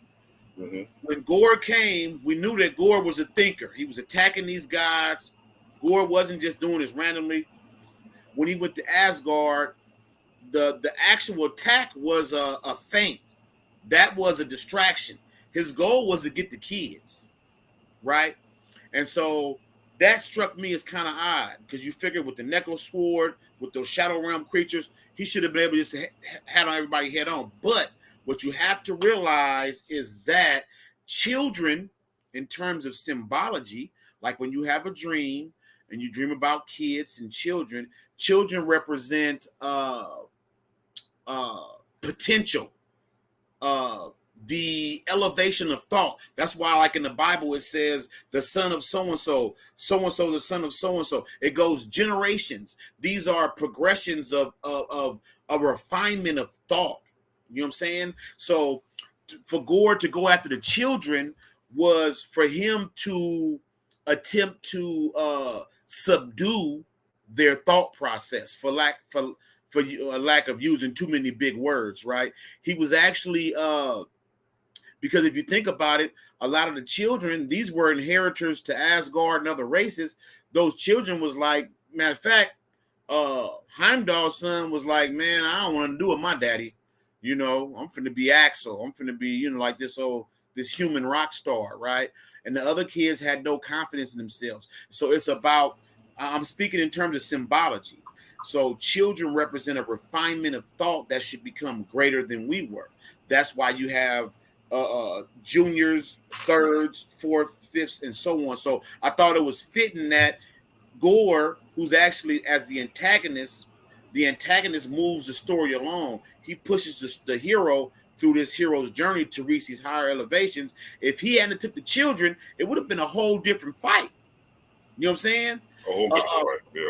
Matter of fact, at one point, what I thought was hilarious, when Axel had spoke to Thor through the vision, and he was trying to give the other kids courage. He was like, you know, Thor killed all these bad guys. He cut off Thanos' head. He's coming to save us. Gore popped up and said, "Oh, we like that, right?" He conjured up a little snake, yanked his head off. "Oh, you don't like this?" And what that made me think about was, when we tell these stories, especially when we believe them to be literal, oh, it's fire. You know, not to pick at nobody, but I'm gonna point out the Hebrew Israelites at this point. You know, Yahweh, Yeshua, he coming back and he gonna destroy these pale people. He gonna do this and that, and he gonna kill this and that.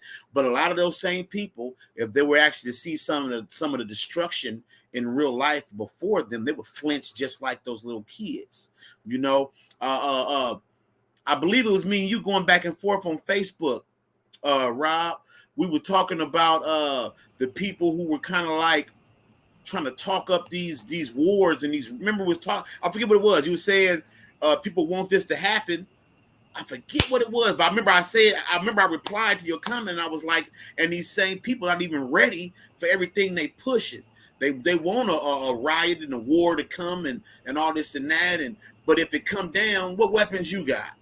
You know, what you gonna throw at the enemy other than amethyst crystals and lit sage? So it's like, right. and that was to me, that's what I got out that scene. While Axel could tell these stories and they sound heroic indeed, when it comes down to the actual sacrifice, man, you ready for that? Are you really ready for that? You know what I'm saying? So people need to understand that a lot of these stories are allegorical, and they're not to be meant to take it on the literal. Don't think that the Nibiru is going to swing down, sweet chariot, and let you ride. And that these don't think the aliens are going to come down and scan you like some of these YouTubers telling you. The aliens are going to come and scan you, and if you're not right, they can't. They scan you. You're not going to be taken to Nibiru and Planet X. And man, come on. I had somebody tell me, man, if I don't stop eating meat soon, I'm gonna miss the ride on the mothership. I'm not gonna ascend to the fifth dimension. You know, it's meat. And so I'm saying, like, so you mean to tell me that something physical is going to determine what happens to my mental, my spiritual, to my consciousness? You know what I'm saying? But these same people will tell you they have these ancestors on the altar that they venerate and they worship and they work with. Man, your granny didn't eat nothing but hog, mog, and chitlins, though. But yet she's in this and went to church. And with the church. So I'm just saying these were good points. And I know there's way more than what I caught, but for me, that was a nice reminder of, you know what I'm saying, of keeping these things in perspective, because Gore was like a literalist in that sense. He he snatched the head off that snake and tossed it to him. You know what I'm saying? Like, this is real. Like, this ain't no vision, right? This is real. Yeah. Oh, you like hearing stories about people getting their head chopped off? Well, watch this. You know? And so and you know, his real name was Astrid because Thor called him Astrid, which was Heimdall's son, which was basically the astral, right? The astral realm. Yeah. So he was able to have those visions and see just like Heimdall was. Well, I thought that was interesting, because when you're really seeing, right? When you're really seeing from the subconscious perspective, right? For lack of a better word, or you're seeing from the inside out, right? You're seeing Heru from a bird's eye vision, right? You're really looking from an astral perspective, from the dream perspective, but the dream is now you're living, quote unquote, living the dream, which is you being in the now moment, so to speak. Not waiting for when you get wealthy to be happy, not waiting for you to get a car or get your dream house or your dream girl or your dream man to be happy, but being in the now provides you access to the astral realm while you are awake. It's called daydreaming, but a daydream is nothing but a thought or a vision that is harnessed in the now. It's the same thing that happens when you are in the dream realm. There's a thought and a vision that is harnessed in the now, right? Which you call astral travel. Astral projection is when you're projecting your own thoughts and vision into the astral realm, so to speak. But the astral realm contains everything. It contains all. We're all part of the astral realm. So I thought that was interesting that his name was Astrid first, right? And then they said Axel, right? Yep, that was fitting. That was dope. And you see how just to tie in more what you're saying about using these gifts, something that we all have, he didn't appreciate his natural talents until he found himself in a traumatic situation. And at that moment, Thor was the only tutor he had, and Thor was able to relay to him what his dad actually taught Thor. So while he was trying to distance himself from Thor, if you think about it, Thor told him, your dad taught me how to do it. You got to focus. You got to do this and that. So a lot of times kind of ties into what I was saying earlier about you listen to other people working with different deities and you want to do it. You have to appreciate where you are at, what you are able to do, and then you do it. And then just in keeping with the theme, it's not about doing shit. It's just about being. So once you learn how to do something, then you just be it. And we saw that at the end, because in the end, he had embraced that warrior aspect that his dad represented. He was training and stuff like that. So I just want to drop that just because that did touch me. I felt that initially he kind of wanted to distance himself from his inheritance, more or less, right? But it took trauma. It took trauma for him to be like, oh, I can do this, you know? Yeah, that's my guy right there. Gore was the truth. Gore was the truth. Before we go into Celestial City, I want to touch on this part, because when I was looking at like the backstories, the breakdown of that video I sent you, Emergency Awesome, he was saying that these scars on Gore was basically religious symbols, religious markings that he had. And if you look at the beginning, you'll see those markings that were on his face, those tribal symbols. And there's a deleted scene with him actually cutting the symbols off of his face, but they said it was too gruesome to put in the movie. But where after he does the scream and after he kills the god, there's actually a scene where he's cutting the symbols off his face. So a lot of times you have to, one of the main things is you have to let go of white Jesus, right? You have to let go of seeing the white man and Caucasian people as something that is higher than you. There's, with the queen dying, you hear all these things, shape-shifting reptile, and they're transferring her consciousness to another body. I'm like, is this the queen motherfucking Thanos? You know what I'm saying? Is the queen so powerful that she could do all these things that are beyond your scope of understanding, or is your perception still having those religious symbols, right? Because are you still run by the cross subconsciously? Do you still think the white man is Jesus subconsciously? Because if everything he does, he's controlling the weather, he's controlling the government, he's controlling this, he's controlling that. Like, so then why are you here? What's your purpose, brother man? King, God, magician, magus. Why are you here then? If they're all powerful and you can't beat them and you can't destroy them, and it disturbs me. I'm going on a little tangent, but it disturbs me whenever I hear a man specifically, right? Women, okay, I understand, they're receptive. But men, we're not receptive. You know what I'm saying? We're supposed to be assertive. So when I hear a man tell me, oh, they just got us trapped in all corners, or we can't get out of this, or there's no way they killed all of them, I'm like, yo, you're already defeated. You just go back to church and follow Jesus. At least maybe Jesus will give you some inspiration. You know what I'm saying? Yeah. But don't follow this path if that's the way you're thinking, because this is a God path. This is an accountable path, a self-accountability path. And when you are self-accountable, you're able to be accountable for others as well in a much more proficient manner. So I think a lot of that, we got to strip these ideals of, people, the papacy, the government, the system, racism, all those things, right? Now is the time that we have to strip ourselves of those symbols and create our own symbols, You know what I say too? I saw it all too. I refuse to join in on any conversations on the Queen just because it was a polarized concept. And while we talk in middle pillar talk here, I strive for that balance. I'd have more respect for you if you had started talking about the Queen a week before she died. Then I would know you was tapped in. You was on that frequency, right? But to join in with the crowd, there's a word for that. It's called ochlocracy.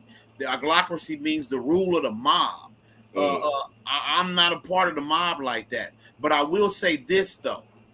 A lot of us that's on this path, we talk about channeling and tapping into these energies.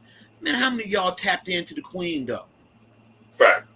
Yeah, and I ain't talking about tapping in to tell her ding dong, the witch is dead. Right. Not tap in, like give me really some. See her spirit motherfucking flip in the astral. Yeah, meditate just like you learn, just like you people watch Marvel, Doctor Strange, Multitude of Madness. You didn't learn from that you could tap into anyone's spirit, including the dead, just via meditation.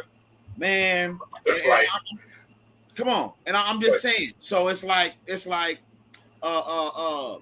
Like Hollow said, separation is an illusion. Real talk. Yeah, hey, Hollow Vegeta, stay on it, man. Me and him, I know this brother stay on it. Yeah, I'm just saying like this though, is that to tie it in what you just said, man, you have no enemies outside of yourself. Keeping it real, 99% of the people posting them memes about the Queen, she didn't affect you on no levels personally. At all.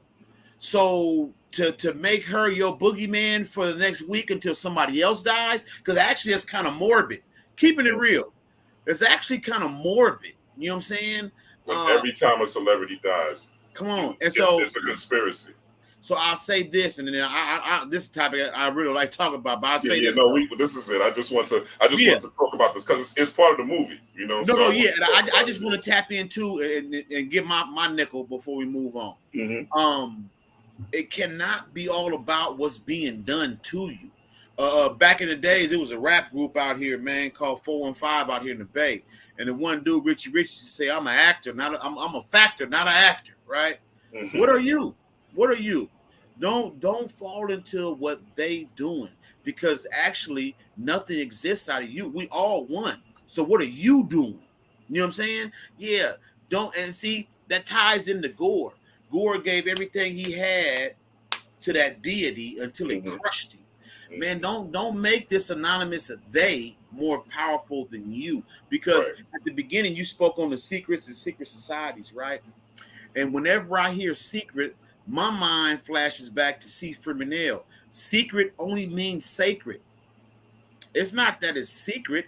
It's that somebody holds this at a, whatever they're doing, they hold it at a level that they consider it so sacred that really the words don't even cross their lips to anybody that's not initiated to the level that they at. And that applies the same thing when we work in these rituals and we asking for certain things and we working towards certain things, and it doesn't manifest right away. It doesn't manifest because you haven't been initiated to that level yet. You know what I'm saying? Can you imagine a kindergartner getting $1 billion and nobody regulating how he spend it? You know what I'm saying? Yeah, this is somebody you got to beg to brush their teeth every night, and you're gonna give him Right. a Take a bath. billion? Right. Yeah, take a bath. So Yeah. a better thing, like I said, Queen passed away. She got game. I mean, I haven't tapped in, but I'm not polarized like others. But I'm Mm-hmm. saying, if I was, I would tap in, because I have tapped in to most of the people that everybody consider racist. I've tapped in. Shoot, at one point, I'm almost ashamed to admit it, but I'll say it. When I was on channeling super hard, I remember being like, "Ooh, I can't wait till so and so dies so I could talk to him." You know what I'm saying? And that was a part of that morbidity too, morbid mentality. Something I got over quickly, but I'm just saying to say that you develop these tools and you get the answers you need. If you feel like you're a victim, you get the answers you need to not become a victim. It's kind of like what Gore did. For him, it was the necro sword. Remember what we said? That was just him getting a spine. Mm-hmm. Man, once you get a spine, once you stand up and hold your head up erect, you actually start to see stuff differently. Man, ain't And it was nobody the doing necro sword that he removed the images with, like in the deleted scene. It's actually the necro sword that he was chopping off the religious bow. symbols on And his that's what you face. just said. Straight up. So I just wanted to drop that, and then we can move on to whatever. Yeah. What's next? So we are in the city, Okay. Celestial City, where they so the first part of Celestial City that caught my eye. I'll put up a visual up on soon, but the first part of Celestial City that caught my eye is the emotional. They said it was emotional gods, Yeah, and they had yeah. the robes on with the orange, which was the sacral chakra that Valkyrie had. Thor actually had on a purple and blue thing robe, and Korg had on a white and red. You know, Mm-hmm. so he was basically the root chakra coming from the Yeah. white to the red, right? And Valkyrie was the sacral chakra. She had on the orange, and then you had Jane Foster with the Mm-hmm. green on, right? But then you had Thor with the purple. So it was all just a progression of the chakras, Mm-hmm. which they had on when they was in the celestial city, also showing you what you need to master. Your root chakra, right? Survival, getting out of survival mode, getting out of just having random sex, getting rid of just being tapped into your animal instincts, food, clothing, shelter, and sex, right? That's it, Mm-hmm. basic stimulation. Going to the sacral chakra, like you said, the sacral being something that's sacred. And if you tap into your sacral chakra, which is really your sexual energy or harnessing your sexual energy, your kundalini, through the sacral point, you will access secrets. You will Yep. be guided to certain books. You will be guided to certain websites. You will meet certain people at the grocery store and Whole Foods. Like, do you know, like, I know you probably have these experiences, but you'll meet people in the health food store and Whole Foods just out of nowhere, and then they drop some gems. You could be in a cab, you could see a homeless man with a sign, True. and that sign is just for you. I remember this homeless dude came by. We was going through something. Me and my man Raj, he might be ghost watching, but me and my man Raj, we was outside in the village in New York City, and we was talking or whatever. And he came, homeless dude came up, asked for money, right? And we didn't have no cash on us. We just had our cards, right? He was like, nah, we don't got it or whatever. And he was like, that's all right. That's all right, brother. Because you know what? He said, I must exist. I will exist. And that's like me and him to this day. And this is like maybe 12, 13 years ago. But that's our thing between ourselves whenever we're going something. You know what I'm saying? I tell myself that when I'm going through some shit. You know what I'm saying? And it was that something little like that. So when you are really tapped into the sacred part of yourself, it enlivens your heart chakra, which is your connecting chakra, and your crown chakra, which is where you see, like Thor's is like bluish, yellow indigo. So it's like basically the third eye chakra or the ajna chakra up into the crown. So it's the activation, those like you said, each character is just a representative of you. These are archetypes of you, right? These are not things outside of yourself. These are things inside of yourself. Every deity corresponds to something in nature that is corresponding to something that is within you. Because you are nature, you are natural, you are a Netzeru yourself as a soul. So everything in the universe is really designed for your best interest.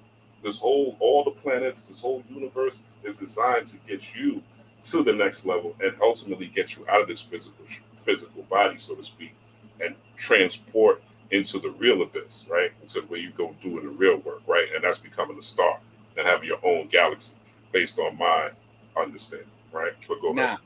Now you call good money, and especially those colors. What you got to understand is that it was a progression in terms of we've been talking about the middle pillar on the tree of life, and so each of those walk you up that progression. You know what I'm saying?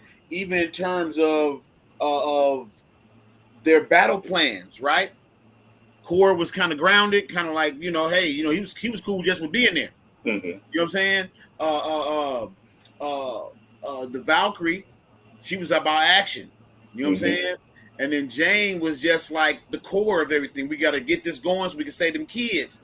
Thor was kind of on some, let's just commune with the guys. But what I do, you know what I'm saying? So it was like, it was showing that dichotomy. But I also want to say too is, I want to piggyback on something you said, is that all of these chakras, what you have to realize is that, and C. Freeman L. dropped this the best, that sacral chakra, that sacredness, you can work with that simply through breathing techniques. He spoke on how every 72 hours, every 24 hours, a man produces more sperm, a woman more ovum. Every 72 hours, that sperm or ovum travels up the spine, marinates with them pineal juices, and then makes its way back down, right? And so through breathing techniques, you can draw this, you can make it an endless cycle where you bring it up. And this is where the term a brainchild comes from. You know what I'm saying? As a matter of fact, I believe it's in the Bhagavad Gita where they talk about, this is an actual process to bring down like an ascended master into the flesh. If two people are thinking about having kids, right? You can work these methods through breathing techniques, consciously drawing that energy upwards, then pulling it downwards, and then simply, man, just not busting nuts every day. It takes 24 hours to reproduce semen and ovum, and it takes 72 hours for it to travel up and down. Not to make abstinence or semen retention like a religion, but it can serve a very vital and important function. I just want to say that. We can move on. Okay, so we're in Celestial City right now. So we touched on those aspects. What do you think about Zeus and the lightning? With him having the lightning bolt, and basically, so that scene is like when Thor was asking for help for Zeus. Zeus is like, nah, F out of here. You know what I'm saying? We ain't thinking about that. I'm not going to help you. And they basically had to jack him for the thunderbolt. What do you see in that? That's really like the end of that scene.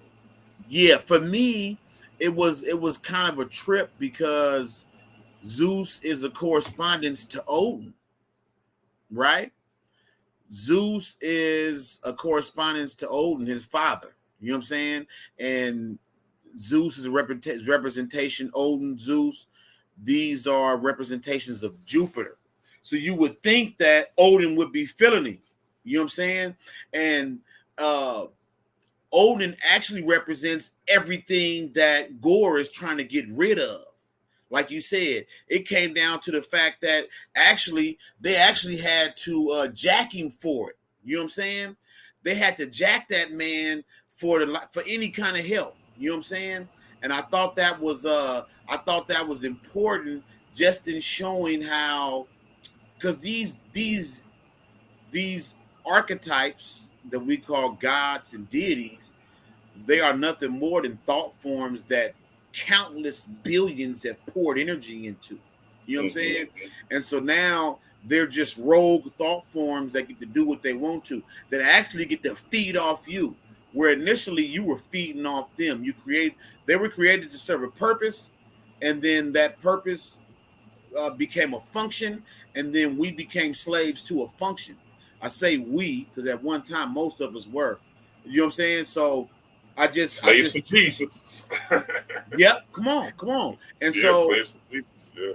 And so I thought it was because he's a jealous God, right? So we were slaves because we didn't want to do nothing else because God is a jealous God. Jesus was a jealous God. And now let me say this: I'm gonna jump again to the end. I know we walking, but I want to jump again. We're close to the end anyway, so go ahead. Yeah, the real problem that Zeus had was that actually that Thor was an Avenger. And Avengers are a collection of superheroes or demigods, right? And so if you think about it, the real problem that these thought forms have with the Avengers, because remember in the very end, he said it used to be they prayed to us for rain. Now all they want is for a superhero.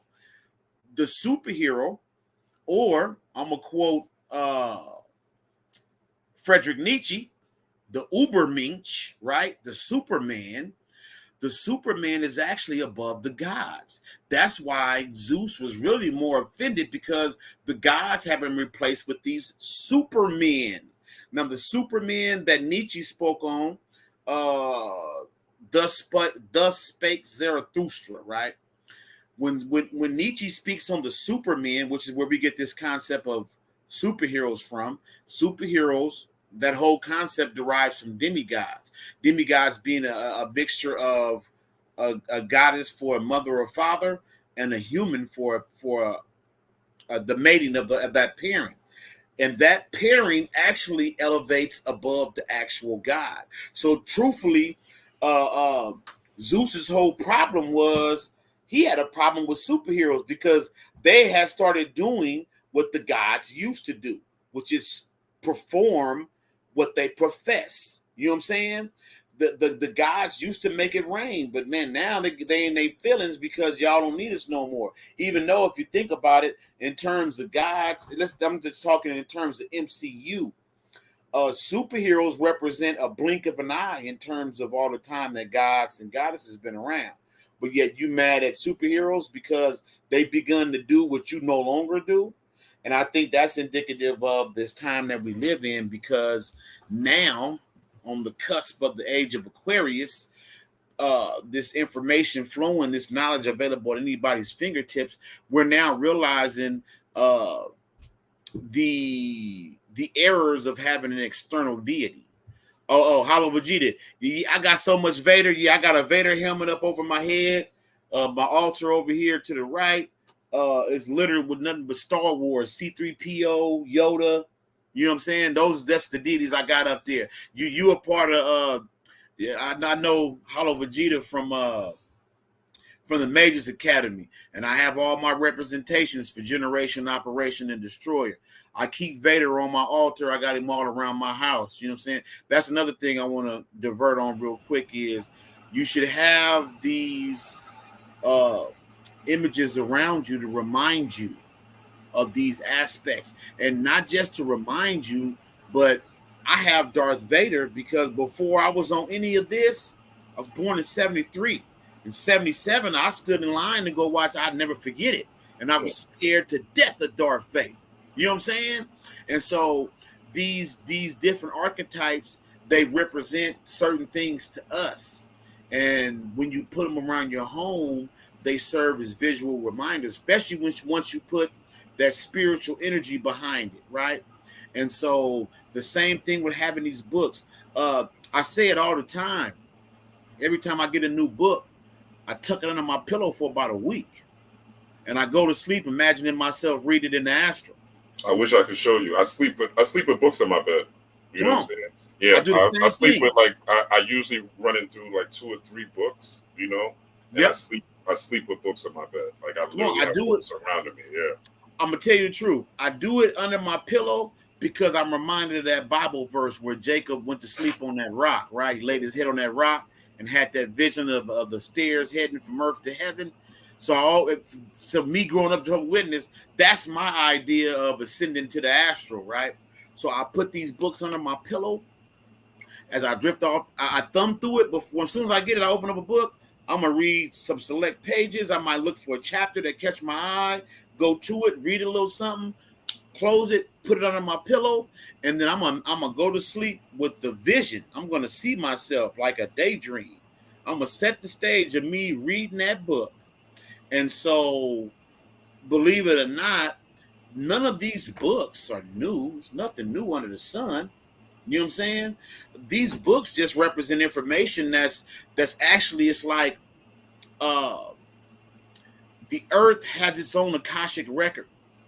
And so, like, I'll say this: when Alexander the Greek, when he burnt all them books in Alexandria, right? Hmm. Oh my God, that was horrible. All he did was release it back to the Akashic. Yeah, that's it. All he Yeah, did. that's So it. a lot of these books, you might not. When I go in to read, in the astral, this might not be the specific book I'm reading, but it's going to be on the same topic. And then when you do read it, that's why you say, "Oh, I already knew that." Of course you did, because you already tapped in. You So already yeah, downloaded it. Yeah, you already you know what I'm saying. downloaded it. So yeah, but you can never have enough. I would bring a few items over, but we ain't got to go there. But I Yeah, just but wanted to. I'm just like you. I got like I was telling in my because I did a Queen Elizabeth breakdown, and I was Uh, I decoded it. But I was talking about Thanos. Like I got Thanos. I got Black Panther in here. uh-huh. Representing my youth melanin. I got Thanos. I got the whole Hulk guards my house.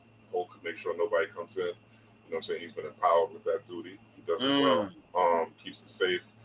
Um, just using these different, like you said, using these different mythologies and personalizing them and making them active in your day-to-day life is spirituality. It's Travis calls them servitors. If you talk about Travis Magnus, Yep, right? He yep, calls them yep. servitors, right? And using them as basically to serve you, empowering that thing like you empowered when you were a child, and it puts you back in that childlike mentality as well, that imaginative mentality.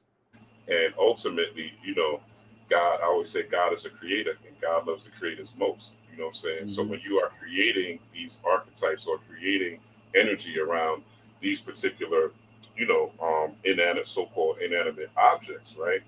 But they're made of plastic. They're made of natural materials, right? They're made of metal in the joints, right? So there is a natural connection to you because you have every element in your body made of stardust, just like the Black Panther or the Thanos or the Dark Vader or the CP3O.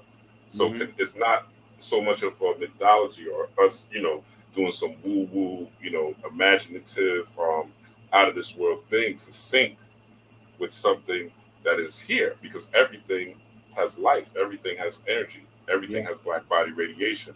So you could tap into that as long as you put your intention into it and it'll go work for you. Yeah, I'll say this too. A lot of the things, whether it's a picture, I have a lot of images. I wish I had most of my books. I stuff images in them, right? And I do that because that's one of the things. That's a tool that helps me, like astral projection, things like that. That's why when I get a book, I'm not gonna lie. Most books I get, I flip through it for the pictures because sometimes the Tree of Life is one. Dion Fortune, she says how so many people have meditated on certain symbols that when you go in and work with it, it's like you get a free cheat sheet. You get the benefit of all that other work. You get these downloads. And okay, I'm gonna give you an even better example. When I wrote my book, right, Rob? When I wrote my book, I started getting these downloads, and to be honest with you, I started saying like, I don't even know where this shit coming from. And I wanted to write a book that I could verify with scholarship. I wanted to be able to say that, if you want to challenge me on this, then go to this book, this page, this paragraph. A lot of it I couldn't even verify. Some of it, I'm gonna be honest. Started writing my book 2015, released it 2020. some of the confirmations and stuff I put in my book, I didn't find it till after I released my book. You know what I'm saying? Mm. It's just that I got these downloads. I searched and struggled to verify it. And eventually I found a book that did say, oh, yeah, this is this and that. So I'm just saying that to say that these objects, whether it's a poster, t-shirt, book, you can use them as scrying tools. You can use them as a means to go to the astral and to commune with this, whatever it represents. You can tap in and gain a balance with it, or if not even a balance, just to understand it. Yeah. All right. So yeah, I guess we could keep going. So after that scene, I'm a little loopy. I think after that scene is when they went to when they actually went through the underworld, when they went to the Celestials, stole the lightning bolt, right? Yeah. And I remember Valkyrie, she was the one initially who had the lightning bolt, right? And she represented the sacral, right? So representing that sexual energy or that kundalini energy, what you were talking about as far as semen retention, especially for men, right? Because, I'll give credit to Adika Butler in his book. He says, and I concur. He says that you'll see a woman that's promiscuous and has sexual energy. There's someone on the internet, I forgot her name, but there's a sister. That's all she talks about is masturbating things into existence. You know what I'm saying? Like she masturbates and she manifests. She's like masturbate and manifest. She's like I masturbate sometimes 3-4 times a day. If you're a man and you do that, you're not going to manifest them. You know what I'm saying? Because you're draining that kundalini energy because we're different. So you'll see a woman that's sexually promiscuous and still, quote unquote, successful or still able to do certain things because she's a receiver. She's able to receive certain energy as a womb being. But as a man, you have to practice some sort of, from my perspective, some sort of semen retention, some sort of discipline where you're able to discipline that energy. Not only does it help in that case, and just spiritually, but it helps sexually too, where you're not, quote unquote, coming fast. Keeping it real. The French word for orgasm, for masculine orgasm, you know what it is? Right? It's le petit morte, the little death. Every time a man ejaculates, it's a little death. So I would say this: most people think of semen retention, they think of abstinence, celibacy. It's not that, because you have what's known as ejaculation. Plenty of books on it. I'm gonna be honest. I used to practice this stuff when I was younger, just to show you how you got to have faith in yourself, even when you were in a quote unquote dead state. When I was in my early 20s, I practiced ejaculation, not for no spiritual things, just so I could last longer up in the yacht. That was it. And so as I got older, I understood the basis of it. So now I'm gonna be honest, I don't practice. I'm married, right? But what I do is I consciously raise that divine elixir from my sac all the way up. I consciously bring it back down. I don't go as hard as I used to in my younger days, but I still practice ejaculation. You know what I'm saying? And so these are concepts that, again, you don't want to turn them into many religions. Right. You want to get the usage out of it. Of course, you're a scientist, man, practice by all means. So if it take, you know what I'm saying, running through a few thoughts and, you know what I'm saying, working it out, you work it out. Right. But once you get that understanding, then you take it to the next level, because it's not about the physical aspects. It's about the spiritual aspects, where now when I do certain breathing techniques, it's not going to be 72 hours that I envision bringing it up and drawing it back down. It's that now that I know the process, I know that there's a part within me physically that will notify the higher aspects to make it kick in spiritually, because it's not solely about your physical semen or ovum in a woman. It's about that spiritual essence, because like in the Bible, the land of milk and honey, that's where those two meet up in here. You know what I'm saying? Yeah. A good book, Hollow, is anything by Mantak Chia. Mantak, Mantak Chia. He has a book that I highly recommend for any man called The Multi-Orgasmic Man. And that book has a lot of illustrations, has a lot of sexual techniques. And he goes in as far as anything sexually related for men and women, right? I recommend Mantak Chia highly. He's definitely a master. That's what's up. That's what's up. See, I ain't gonna lie. You know what's crazy? We didn't have all this back in the 90s, you know? Nah, we did. And sometimes I sit up and think to myself, I was literally going to libraries, man. And you know how awkward that is going to a librarian? Yeah, I'm looking for something on Egyptian ejaculation. You know what I'm saying? Mm-hmm. You get to learn how to work out those index cards real good at the library. You know what I'm saying? Real good. Yeah. So now you can Google it. You can actually create. You know, hey, on a quick side note, do you know that Google keeps track of your what you Google, and you can actually win an award For for real? what you Google? I had no idea. If you ask a very unique question that's never been asked before, Google will contact you and give you an award. It kind of looks like an Emmy, like not an Emmy. Who gets the little crystal, the little tall crystal? I think it's the Tonys. They give you like this little crystal, yeah, and it'll have your question on there. Can you imagine asking a weird question about ejaculation and Google contact you and say you have won an award? We're gonna send that thing to you. You know what I'm saying? Yeah, but 360 degrees of knowledge, right? You know what I'm saying? hey, but see now them is common questions, right? You'd be surprised though. I know it's some weird shit going on. Yeah, it's definitely a spiritual renaissance, man. Because hey, that's all it is.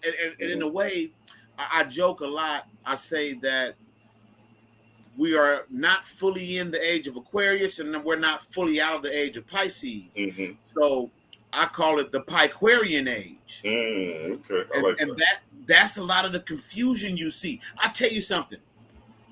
A lot of the anger I get on social media, it comes from people who profess spirituality, but they profess spirituality. They have access to all this information, but they're still Pisces in mindset because they're still followers. And so they get super upset about something you post. Yahweh wouldn't do this and that, this and that. Right. And it's like relax. Relax. You know? Like yesterday I posted about the woman king. And this dude was like, "Are you on cocaine? Do you know how racist?" I'm like, "Bro, I just said I like the come on, hey." I even said I was like, breathe. You know, it's okay. Like we could have a difference of opinion. And then he still came back and attacked me. I think I was on that thread. It was weird. Weird. So it's just, and that's a sign of that Piquarian. You can close that door, bud. You're welcome. Come on in. That's a sign of that Piquarian mindset, right? Yeah. You know, that's that confusion. And I just say that's what lets you know that the pendulum is about to swing in the other direction, because we are on the cusp of this true Aquarian age. And actually, I will say this, it's actually kind of ingenious that we find ourselves on the we're on the age of the Aquarius is a knowledge bringer, right? But right now we're in the what age? The information age. Information is not knowledge. No. Right? So a lot of people, see, knowledge is to know the ledge, right? Information, I couldn't tell you. All you have to have is a photographic memory. That's one of my earlier videos. Like a lot of the popular speakers that people know, and it's only because I met a couple that had photographic memories. And one guy in particular that I used to pay stress with, like I'd be like, how you know? Like I'm like, how you know all this stuff, bro? This is back in early 2Gs before the internet was popular. And I'd give him a book. He'd be like, yo, give me that book. And I get the book or whatever. And he'd come back the next day, and this guy has like just the knowledge on like word for word. I'm like, how do you know this? And he was like, I got a photographic memory. Don't tell nobody. You know what I'm saying? He said I could see something, and once I see it, I got it. I can recite it word for word. So a lot of your speakers just have highly developed brains, highly developed neural connections to where they could remember things and recite them back to you. But you have to watch their character. You know, you have to look at the information they're giving you, and you have to question it for yourself. Like I say, if I hear something from a speaker on YouTube and it sounds too good to be true, I'm checking it for myself. I'm not just going to take their word for it because they're a speaker or because I like them or because they wear certain clothes or they look like they're spiritual. Or because it agrees with something on the ego level. Exactly. You have to do your own knowledge and do your own studies. Like if you believe that a spaceship is going to come, okay, where is the proof? What is the evidence? What source that you, if you meditate, do you really believe? Do you see that? Is that what you see is coming to save you? Like be realistic. Like take these things listen, but make your own judgment and make sure it makes sense. Make sure it's logical. Yeah, and a lot of things I think that people take for granted when we're watching movies like this is we enjoy it, we decode it, and then you move on. But what you got to understand that there is not a single movie where the protagonist does not do the work, right? So it's one thing to hold a belief. It's another thing to be able to challenge it and do the work. Now, I say this. What's his name? I can't think of his name. He was a popping. He was a black. He was intellectual. I can't think of his name. I can see his face in my mind. But either way, it's a thing known as. There's a way of proving your own argument against yourself. And I can't think of the name for it's a term. And that term means it's called, dialectics. It's called something dialectics. It'll come to me. The thing about it is this. If there is something you believe to be true, the way you prove it is this. We can say true or false. Matter of fact, let's go with false. If there's something you believe to be false, dialectical engagement. My memory kicked in. There's a term known as dialectical engagement. And dialectical engagement is a process where you can vet any information for yourself. So dialectical engagement goes like this. If you believe something to be false, you flip that dynamic, you assume it to be true, and you find all the information you can to prove it true. If you cannot find that information satisfactory, then you were correct in your assumption that it was false. If you believe it to be true, you assume the opposite and you seek out every bit of information to prove it false. If you cannot prove it false beyond a shadow of a doubt, then your original hypothesis was true. Now, that's not the end of dialectical engagement, because as your understanding grows, as you reach different levels, you can revisit something, see it from a different level, do the same process, and come to better or different results. So I'm just saying that to say, in terms of, for the people out there, like lately, I was accused of being a fake shadow worker and a worshiper of Saturn. I was more offended by being called a fake light worker. Like, what about me? What about me says I'm a light worker, though, right? Right. But what I did, instead of going back and forth and getting heated and how dare you call me a light worker, man, I got Baphomet on my altar. Man, I thought about it and said, man, about 3 different people got at me about Saturn this week. I totally threw out their disagreement, broke out 6 or 7 books I got on my shelf on Saturn, and I've been to work for the last 3 weeks. That's how you do it. Yeah. I said, oh, this is a channel. Those are what I call those breadcrumbs on the road, you know? There you go. Yeah. There you go. So I didn't engage in nobody else's humanity. I did the work. Mm-hmm. That's why I got all these books. And to be honest with you, I'm gonna show you how my mind still be. I'm at work and I'll start Googling shit to whereas I had to remind myself, nah. Tomorrow, bring 3 books to work, because these Google fingers will get you in trouble. Some people's favorite YouTubers, man, be on Google the whole time they talking. I'm not saying you gotta have. I'm not saying that you gotta. You see, I brought books, mm-hmm. But what I'm saying is, see, Google is deceptive in that I was listening to one of these engineers that work on Google. And the thing is, depending on how you phrase your question, Google would literally tell you what you want to hear. That's why it has all those prompts that kind of finish your sentence, trying to tell you where you want to go with it.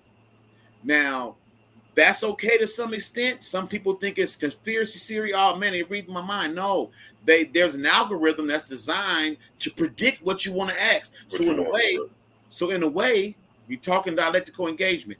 If you want to set out to prove something false, depending on how you Google it, it's going to tell you you're right. It's false. If you Google, if you frame your questions right, it's gonna tell you right. You was right and they wrong. That's why you get a book. It's not gonna tell you, because I've never read a book that I agree with 100%. Never. It's always something you're gonna read and like, I don't know about that. It might take a little longer for you to come to the understanding of why the author said that. But the point I'm making is the original Google was right here. You got to weigh this on your own scales of Ma'at. Matter of fact, Ma'at T, that active form of justice and balance. You got to weigh that on your own scale. You know what I'm saying? Whereas Google is designed to just really tell you what you want to hear. You know what I'm saying? So yeah, like I said, I get these channels once I recognize it, because every now and then I put on my red nose and my red hair, and I'll clown right with you. If you want, if you go, I will clown. I posted something about Baphomet, and somebody hit me with and he could have been joking, because you can't tell nobody's demeanor. Says, sounds to me like Baphomet's a transgender. Mm-hmm. And so I said in my mind, I started laughing. I ain't going there with you. I said, right. But tell me your pronouns before I respond, though. Right? Your pronouns. Mother, he be back with all spouty faces. You got me. Yeah, you was fishing. Cut it out. Get up out of here, Oh, Vincent L. Cristal, he says, what is light, though? Let me say this to you. That's a good segue into this scene. But go ahead. Because they went to the realm of the shadow realm, which is devoid of light. Yeah, that's the next one. So I believe it was the last one we did. There's a Latin saying, lux tenebris, I forget the name, but it says that out light burst forth out of darkness, and the darkness is comprehended it not. Light is synonymous for degrees of thought and consciousness, right? Which is why fire is thought to be of an element, fire is thought to be even higher than fire is above air, because fire rises above air. This is all synonymous with thought processes, higher forms of thought processes. Like when Ra spoke on the fact that Thor had the ram on his belt, right? The ram of Aries represents the first sign in the zodiac, represents the rising sun, right?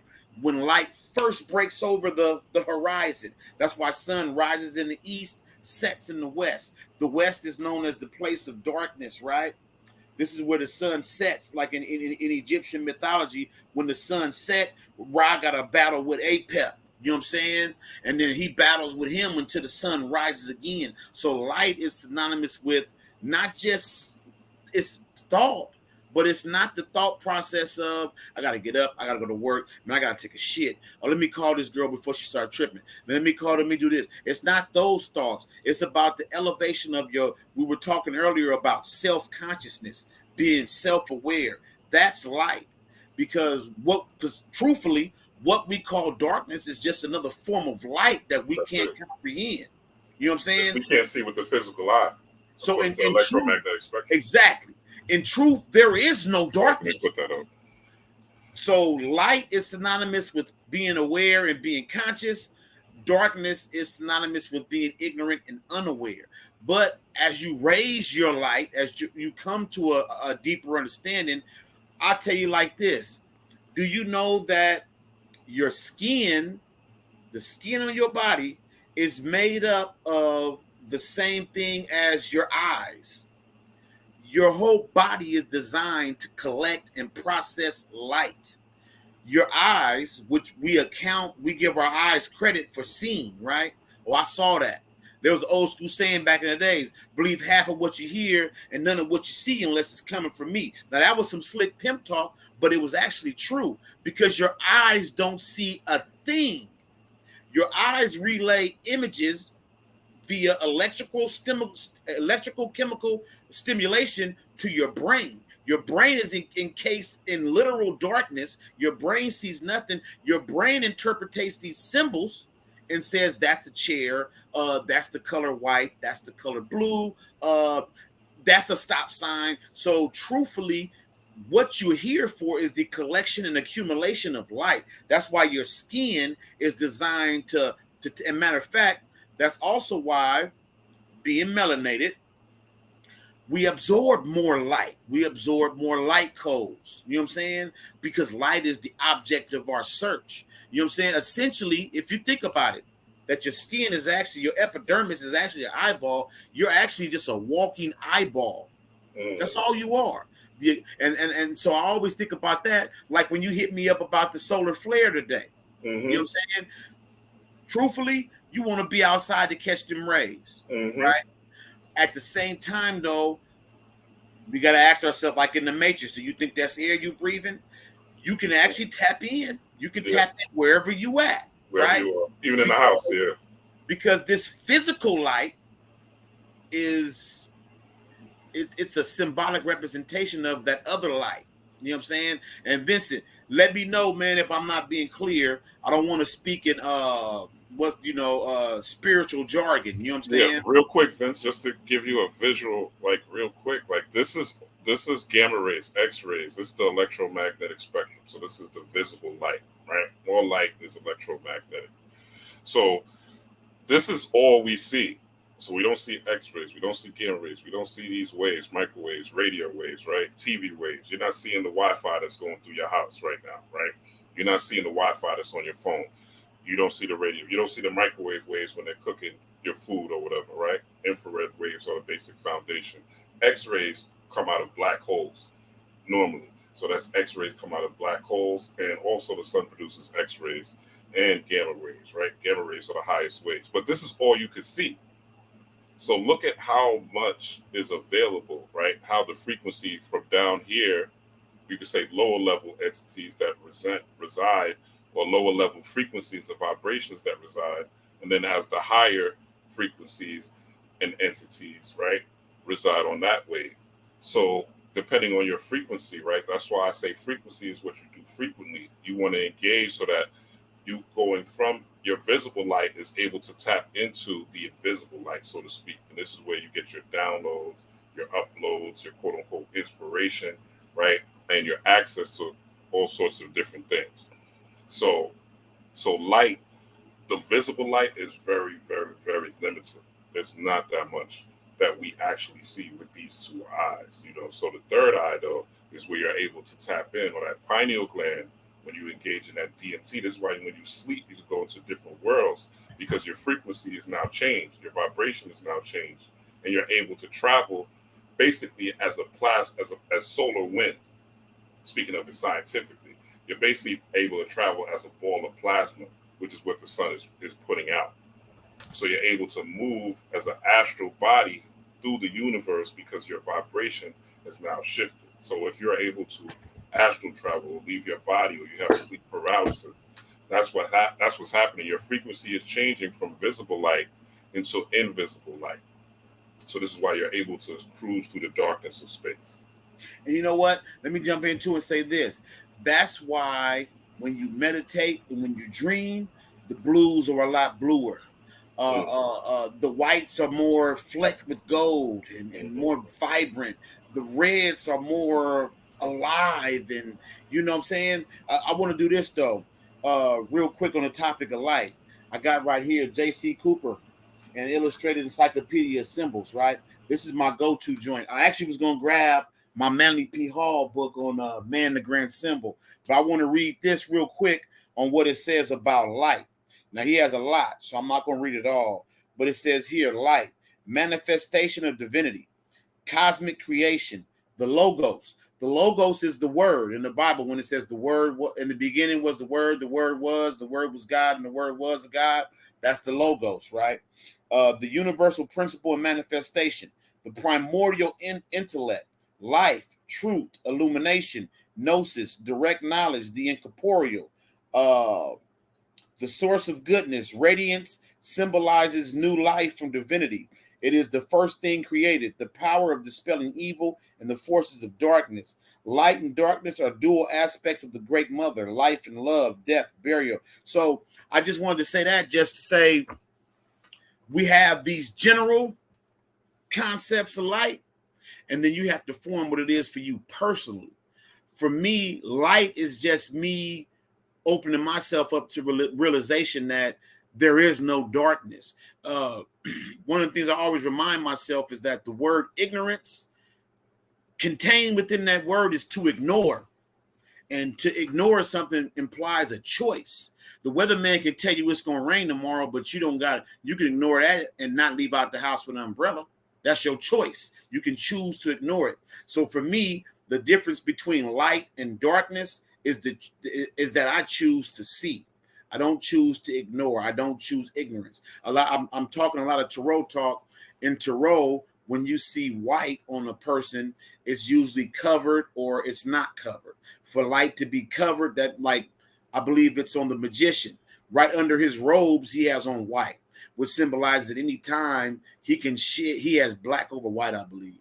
Either way, he can shed his ignorance to get to the light and things like that. But what you have to do is first understand what the general meaning of light is and the context of which it's used. And then from there, you figure out what light means to you personally. And then you'll have the perfect understanding. You know what I'm saying? Like for me, the things I've mentioned, that's what hammered it in for me. That might just be gobbledygook. I might be talking Charlie Brown, womp, womp, womp. When I say that your skin is light, it's the object of your existence is to search out for more light and this and that. I ain't gonna lie, what Rod just posted, that was a dope breakdown. That was a dope visual. That helped to hammer it down even more for me. Like when he showed the difference between the gamma, the X-ray, the UV, that narrow band that we see. And then from there, you have the radio and all these other things. But the thing about it is light, as it applies to consciousness, is synonymous with your higher self, spirit. Earth is like, earth as an element, it's grounded, it's found, everything is in vibration. The Kabbalion teaches us that. Everything is moving. Light happens to be moving at a faster rate. What is it? 1,860,000 miles a second, right? Mm-hmm. So light is at a faster, a higher vibration. You slow your vibration down. Most of us are here on Earth. A lot of people are just here. This is what they know, which is why they fear the dark, which is why they fear death, which is why they can have the audacity to fear a planet like Saturn, right? What did the planet do to you that's so evil? But we understand the power that these things have because we see the effects that the moon has on planet Earth. That's where we get the term lunatics from. When the tide goes in and out, it's affected by these planets. So we know that all these things play a part. The moon reflects sunlight. Matter of fact, if we never saw the sun, we would know it existed simply because the moon reflects that light. We would know that light doesn't come from within the moon. It's a reflective surface. So light is also something that tells us where we are in the position of things. That's why in actual science, they say this darkness of space, this dark matter, you actually need 3 points to know where you are. That's why they call it triangulation. You have this point, you have, you could probably help me out with the 3 points. But I know it takes 3 points to triangulate where you are. I'm pretty sure it's longitude, latitude, and something else. But you get these 3 points and you can triangulate where you are. Well, light is something that helps you to triangulate where you are in terms of your consciousness. And I don't want to keep going on and on, but I hope that between the two of us, we gave you a good idea. I would still say get you some good books on symbols.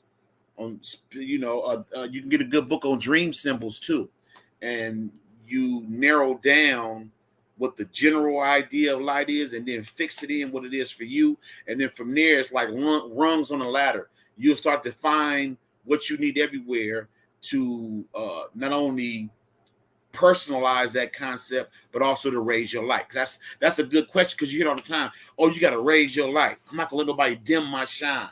But if you think about it, we use it all the time in the correct way. Most comic books and stuff, when somebody gets an idea, a light bulb clicks on in a cloud above their heads. We got so many different sayings involving light that the concept is there. You just kind of gotta give it some real thought. Don't let it be like a passing thought. Give it some real thought, and trust me, you'll get your answer in terms of synchronicity. Matter of fact, the very best thing I would suggest you do is, as you drift off to sleep tonight, and I say drift off, don't do it as soon as you lay down.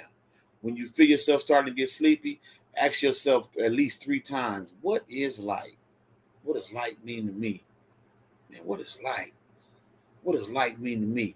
And after you say it to yourself at least 3 times, visualize whatever light looks like in your mind. And trust me, if you don't recall it from the dream, you'll get your answer while you woke.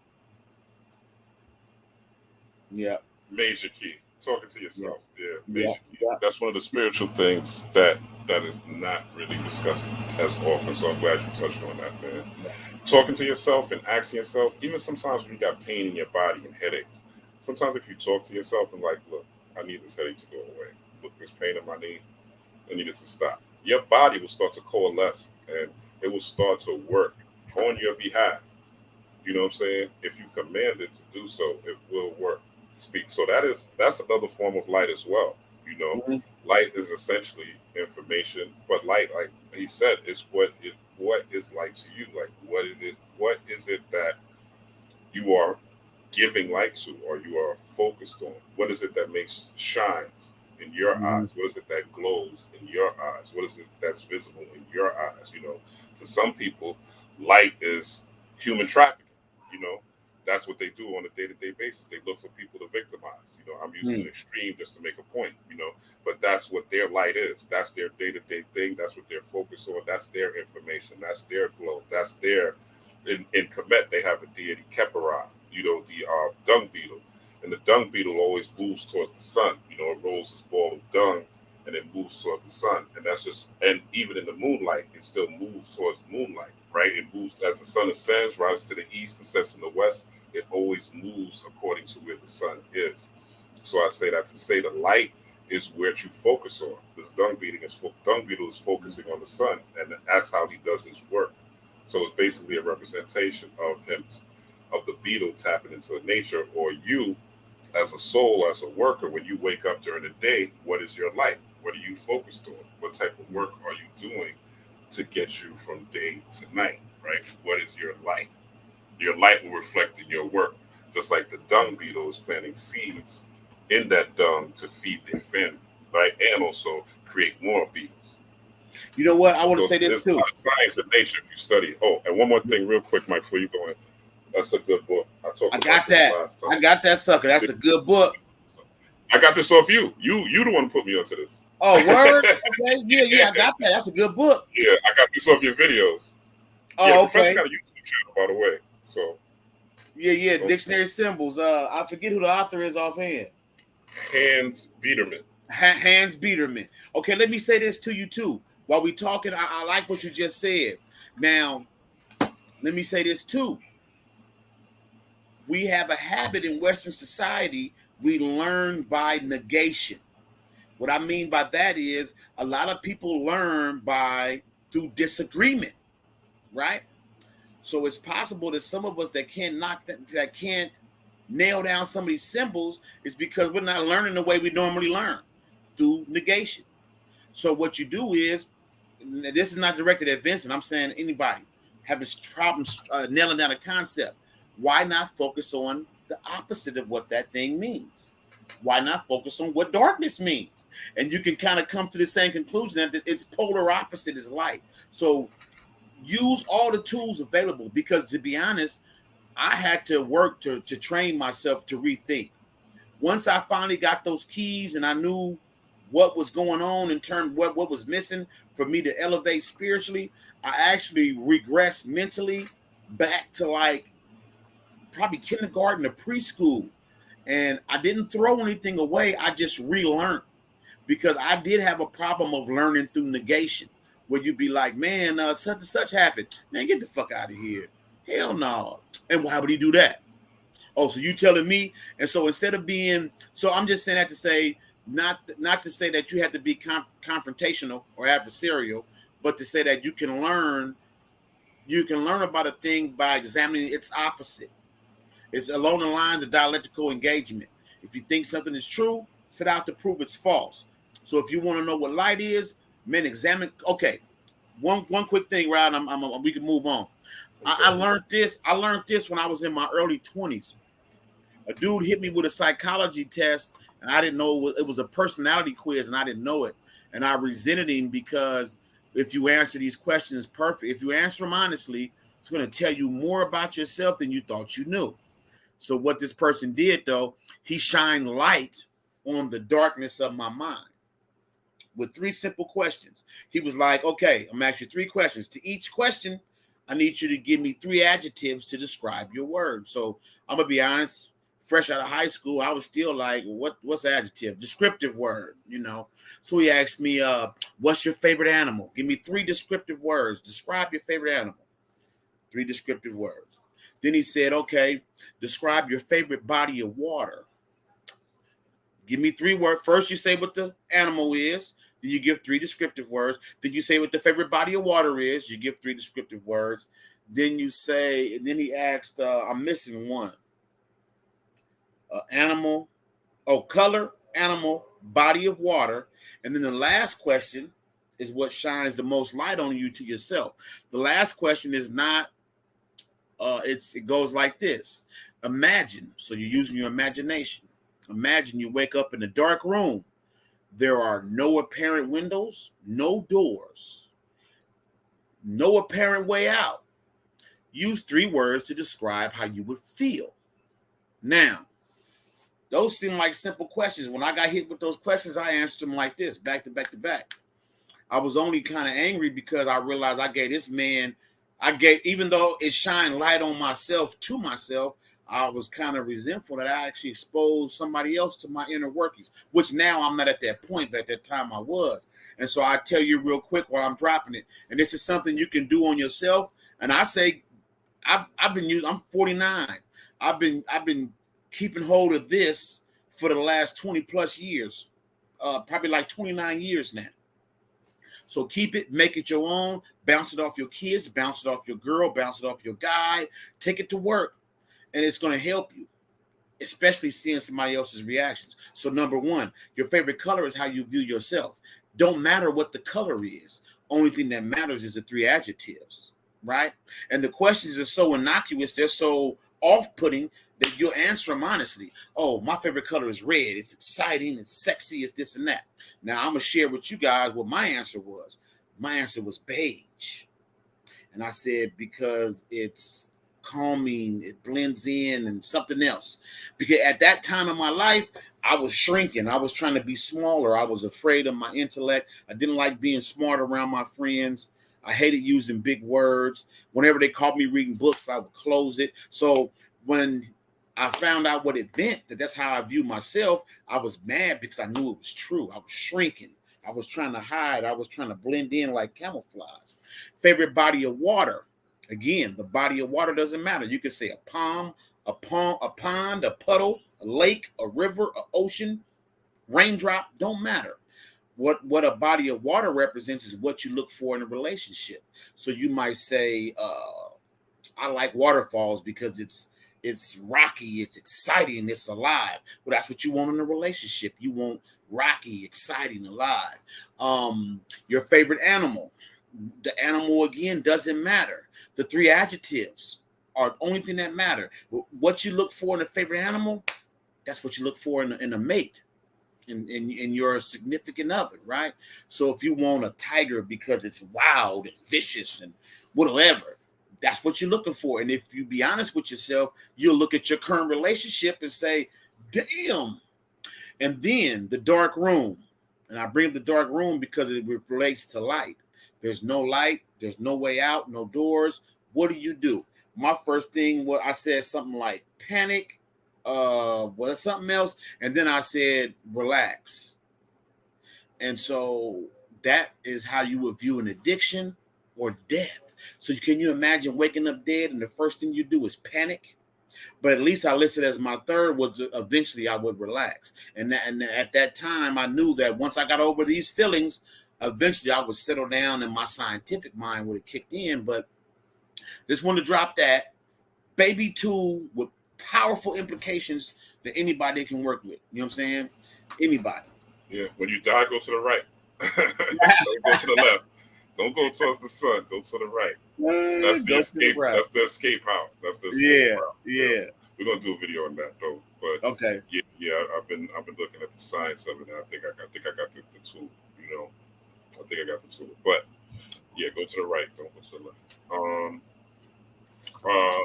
Let's see. All right. So, Let's go back to the movie. Yeah, let's go back to the movie. So let's go to this scene real quick because he already went. He met Gore. He's with Jane. And their kids are there, right?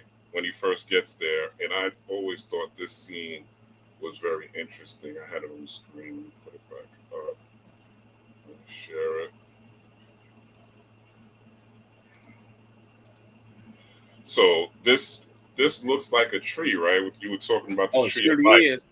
and you see Surely is. this basically Thor in this scene with the lightning bolt, and he's passing on the power of magic to the children, right? Now, the interesting thing is, those of us that have children or those of us that have seeds, I saw this as basically passing on, like the thing is love and thunder, right? So the thunder is basically not only you, because Gore took the kids, right? He took the children, right? So he took the seeds, he took the next generation. And if you're talking about God butchering, I mean, if you look at what's happening in society, you see that that's what it is, right? Everything that's supposedly up. Now, I don't mean again, we don't get into quote unquote polarity, right? But there is a quote right and wrong, right? There's things that are lower vibration, things that are higher vibration, if you want to call it wrong, right? Or if you want to call it higher vibration, things that are right? But things that are going to move the planet forward and things that will move the planet backward. People forward, people backward, right? So in this particular scene, for me, it's like he's basically saying that you have to bestow this energy on their children because at the next scene, you see, shout out to Nataka Williams. I appreciate the cash out. Bless you. But in this scene, he is saying that sorry for saying your last name. He is basically saying that you have to give this information to your children. Your children should know how to, pour libations to their ancestors. Your children should understand what your altar is. Your children should understand basic candle magic. Your children should understand their zodiac and what's going on with their I'm drawing a blank right now. What's going on with their birth chart, things like that, just to understand, even if they don't fully grasp it, like put the seeds there, put the thunder in them, put the lightning in them, so we were talking about light, like put the light in them. Don't just do it. And also don't be dogmatic with it. Let them grow on their own. Let them figure out how to fight their own demons. Because that's what they were doing in this. They were fighting demons, right? When Thor was throwing out the demons, they were fighting demons. So teach them how to fight their own demons. Like, with my daughters, I try to empower them. I let them know, daddy's not going to be there. Mommy's not going to be there. You need to know how to stand on your own. You need to know how not to be a sheep. You need to know how not to follow the crowd. They know. If you ask my daughters, they're going to tell you the one thing dad hates is a sheep. I hate followers. I hate people that just blindly follow. It disgusts me, And I tell them that, and I reinforce that so that they know to follow their own light, their own guiding light, their own purpose. You're not. I said, you're young. You're not really going to understand. But I say, look, this is where your Jupiter is. You know what I'm saying? So most likely you're going to be involved in this. This is what you're going to be looking at. Teach them, and this is a 12-year-old I'm telling this to. So teach them the magic that pass this on to them, and not only pass this on to them, this is going to protect them at the end of the day. This is going to keep them in a state of mind as to where they're always thinking that they are magic and they are magical and they can make things happen. But you got to empower them with that thunder. What do you think, Mike? No, I agree with you, man. When my kids were a lot younger, like now, out of my kids, my son is like, he's the only one that's going to indulge me for long. Mm-hmm. You know that because every time I'm on here, my son is in and out. He's gonna come in for a little bit. He might chime in. He might hear something. He might be talking about chakras. Oh yeah, chakras is energy, Dad. You know, like that. But I will say this: when my kids were real little, the bedtime books we read, I read Brown Bear to them. But I also used to read to them out of Judica Illis's Encyclopedia of Spirits when they was like 3 and 4. This was bedtime stories. Wow, you was going heavy, yeah. No, but this is good to know. Yeah, this is good to know. I'm gonna tell you the real.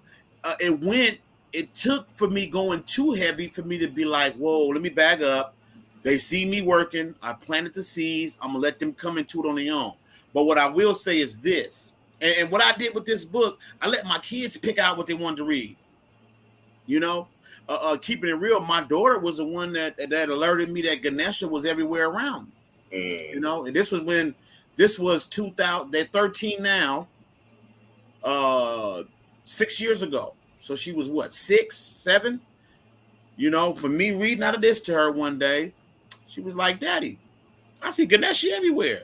She was like, we just saw a commercial on Ganesha. We walked past that store. There was an elephant in the window. There's an elephant right there. And I was just like, oh, you're damn right.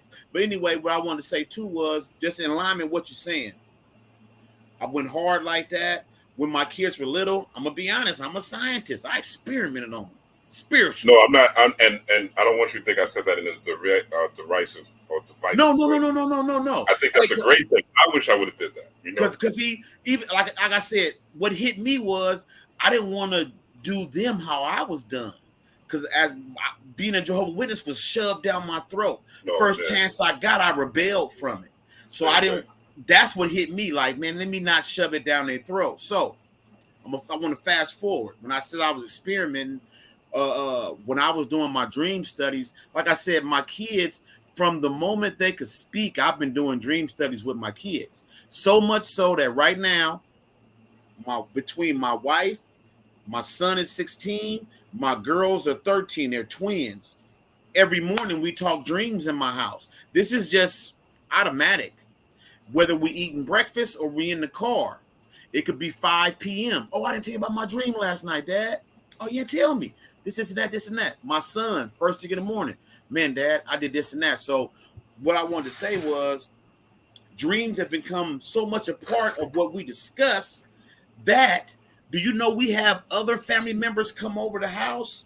They hear us talk dreams and they be like, man, don't nobody in my household dream. And all y'all just talking casually about dreams. And so just to drive the point home, you don't have to beat them over the head with it. You just be who you are. And like I said, I would do the experiments with my kids where I would verbally guide them into the astral, right? I would tell different stories. I would freestyle stories. But in my mind, I knew what I was doing. I was causing their bodies to relax and their mind, the conscious mind to stay conscious, and I would walk them into the astral. And I wanted the next morning, like a scientist, I'm gonna document your experiences. What was your first dream? You remember your first dream last night? Well, I want to say this. When I started doing it, the youngest twin, at some point, she just clammed up on me and was like, I don't want to do that no more, Daddy. That's what made me say, maybe I'm going too hard. Well, fast forward, about a year ago, my daughter was like, she says that, Daddy, I shift at night.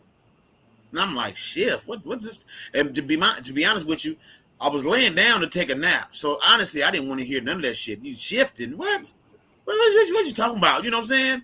Like, I'm going to be like, man, get out my room. But I'm like, what do you mean you shift? Shit, what? Yeah. And so she started describing it to me. I set up.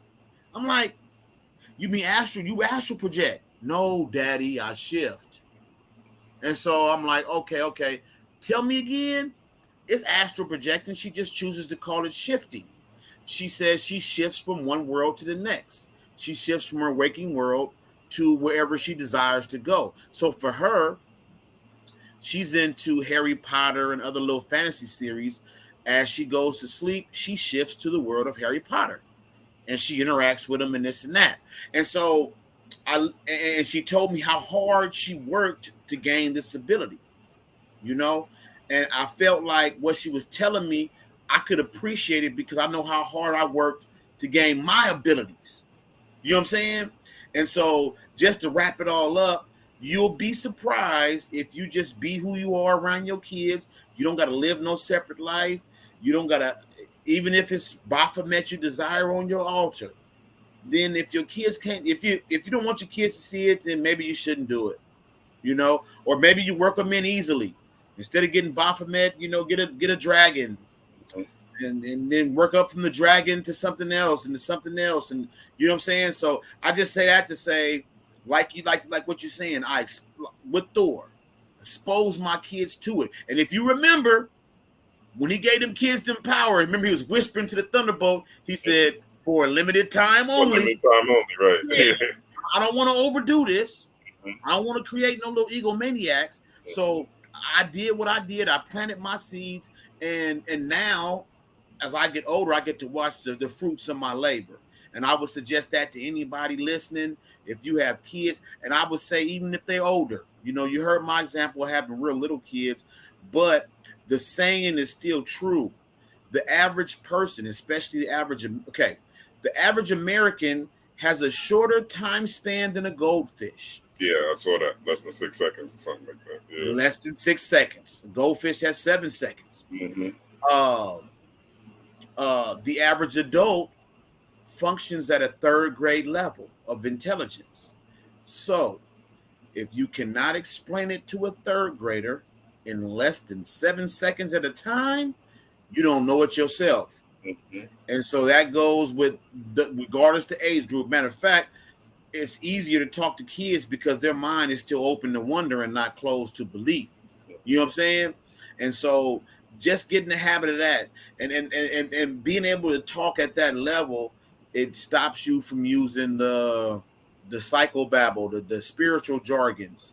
Oh, light is you know, the scales of my heart balanced upon a feather in the heart. Most people don't understand that they don't understand that. You got to break it down in the simpler terms. Mm-hmm. And actually, when you speak out loud, you really only talking to yourself. That's why people give you advice that they would never use. And that's why I give out advice and I always say I'm going to do that myself, because you're speaking to yourself. You're speaking to the different intelligences in your limbs, in your ears, in your nose. And so these things are reverberating back to you. You're educating yourself. And the more plainly you put it to yourself, I like to think that everybody listening right now is definitely operating at above a 3rd grade level. Mm-hmm. But you have to get this info, understand this. You know what I'm saying? To still be hanging around. So right. you take it from that base. This is alchemy. You take a base metal and you transmute it into something higher. You take lead and you make it gold. So taking something at a 3rd grade understanding, you take it up to a higher level by doing the research, by reading books, vetting information. Nothing wrong with listening to YouTube. I listen to a lot of people on YouTube. Nothing wrong with it. But you got to be able to check it out. It should weigh up on the scales. If not in a book, it should weigh up internally. You know what I'm saying? It should weigh up internally, and that's how you do it. All right. So I think the next is Infinity. I don't have any clips of that yet, but it's when am I missing Eternal. Yeah, when they mess with the Eternal. Yeah. Talk to us about that, and I guess we can close out with that with the last scene. So we almost at the 3 hour mark. I want to kind of yeah. We could. Okay. I think that was the point. You know, there was a whole thing with Stormbreaker actually opened up that portal in defiance of Thor, because Thor was kind of missing Mjolnir, right? Mm-hmm. So even though you don't have to be worthy to lift up Stormbreaker, you don't have to be worthy, the same as with Mjolnir, but Stormbreaker does not have to do what anybody gets to do. There's an intelligence behind it. So Stormbreaker opened up that portal to eternity kind of out of spite. You know what I'm saying? Kind of out of spite. However, it was important because that was when Gore finally left the abyss. And if you think about it, when he got there, there wasn't nothing there. There was water as a reflective surface, right? Mm-hmm. And if anybody knows Kabbalah, Kether as the first emanation is just is. It represents potential. Binah is actually a mirror reflecting Kether to itself. And from Kether viewing it's okay, here we go right here. Kether at the top, the number one, Kether, the crown, it just is. It doesn't, it contains all the potential of the physical world that we know, but it has none of the physical concepts. It's just the potentiality. Hokmah is a reflection of Kether. So when Kether looked at Hokmah, that's the reflection. The only point I want to make is when he finally crossed over to the abyss, it wasn't a whole lot going on there. It wasn't the world that we know. It was that higher plane of existence. And eternity was sitting there, basically, you know, whatever you ask. We talked about it 2 hours ago. It wasn't a room with many mansions, Mike. Hey, you feel me? A lot of people think it's gonna be that room with many. A lot of people think it's gonna be like a round table of all the gods. Like, you're gonna be listening to harp music, and you know, Angel Gabriel's gonna carry you on the wings. A lot of people think that Omnipotent City is at the top of the tree, right? Omnipotent City is not at Kether. That's most likely at Tifereth. Mm-hmm. Exactly. That's at Christ consciousness. Mm-hmm. Most likely it's no higher than that. Matter of fact, if you go back to the slide of Omnipotent City, there was a light behind it. So it's probably not even that Kether, right? You know what I'm saying? Because Kether represents like the physical sun. So I would actually say that's not, but still, most people on this path, they envision that when they leave the flesh, they're gonna be somewhere like Omnipotent City. And they're gonna get to be their own personality and their quirky self and around all the other gods. And then you have a say-so at the round table. Well, that's not actually it. That's not actually it. So when Gore finally did make it there, I think that was the point where we had these three pillars, you know, and that's when we finally got this synthesis. That's when everything kind of melded and blended together, because Thor basically told him, man, you won. You know what I'm saying? You got this, man. You won. You know what I'm saying? That aspect, his love, like I said, I didn't catch that Gore's daughter name was Love. I just assumed the first time I watched it, I just assumed the love was the Thor and Jane Foster dynamic, you know?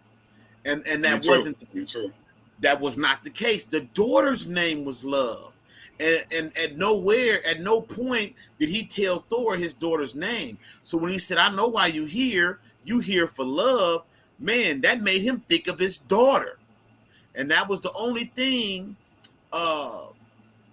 you know, a lot of people say that the fifth dimension is love, you know? And I really think that a lot of people don't realize that love, we were just talking about light, love does represent that higher vibration.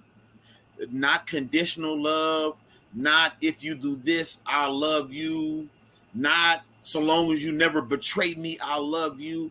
That pure love is actually devoid of any conditions or any ego. And at that point, Gore knew he was dying. He knew once he picked up the sword, he was dying. You know what I'm saying? And so love is here. This is where love is on the tree of life. Chesed. On the Kemetic tree of life, this will be mercy.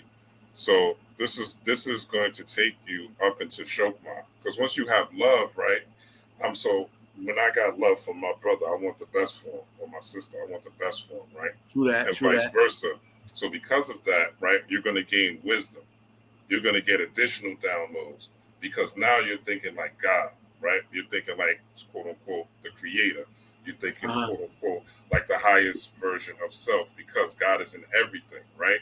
So you're really being, that's the meaning of the heart being as light as a feather, because you're able to feel what everyone else is feeling. So you carry yourself a certain way. Like I have this example where, you know, I'm 6'3", I got a big back or whatever.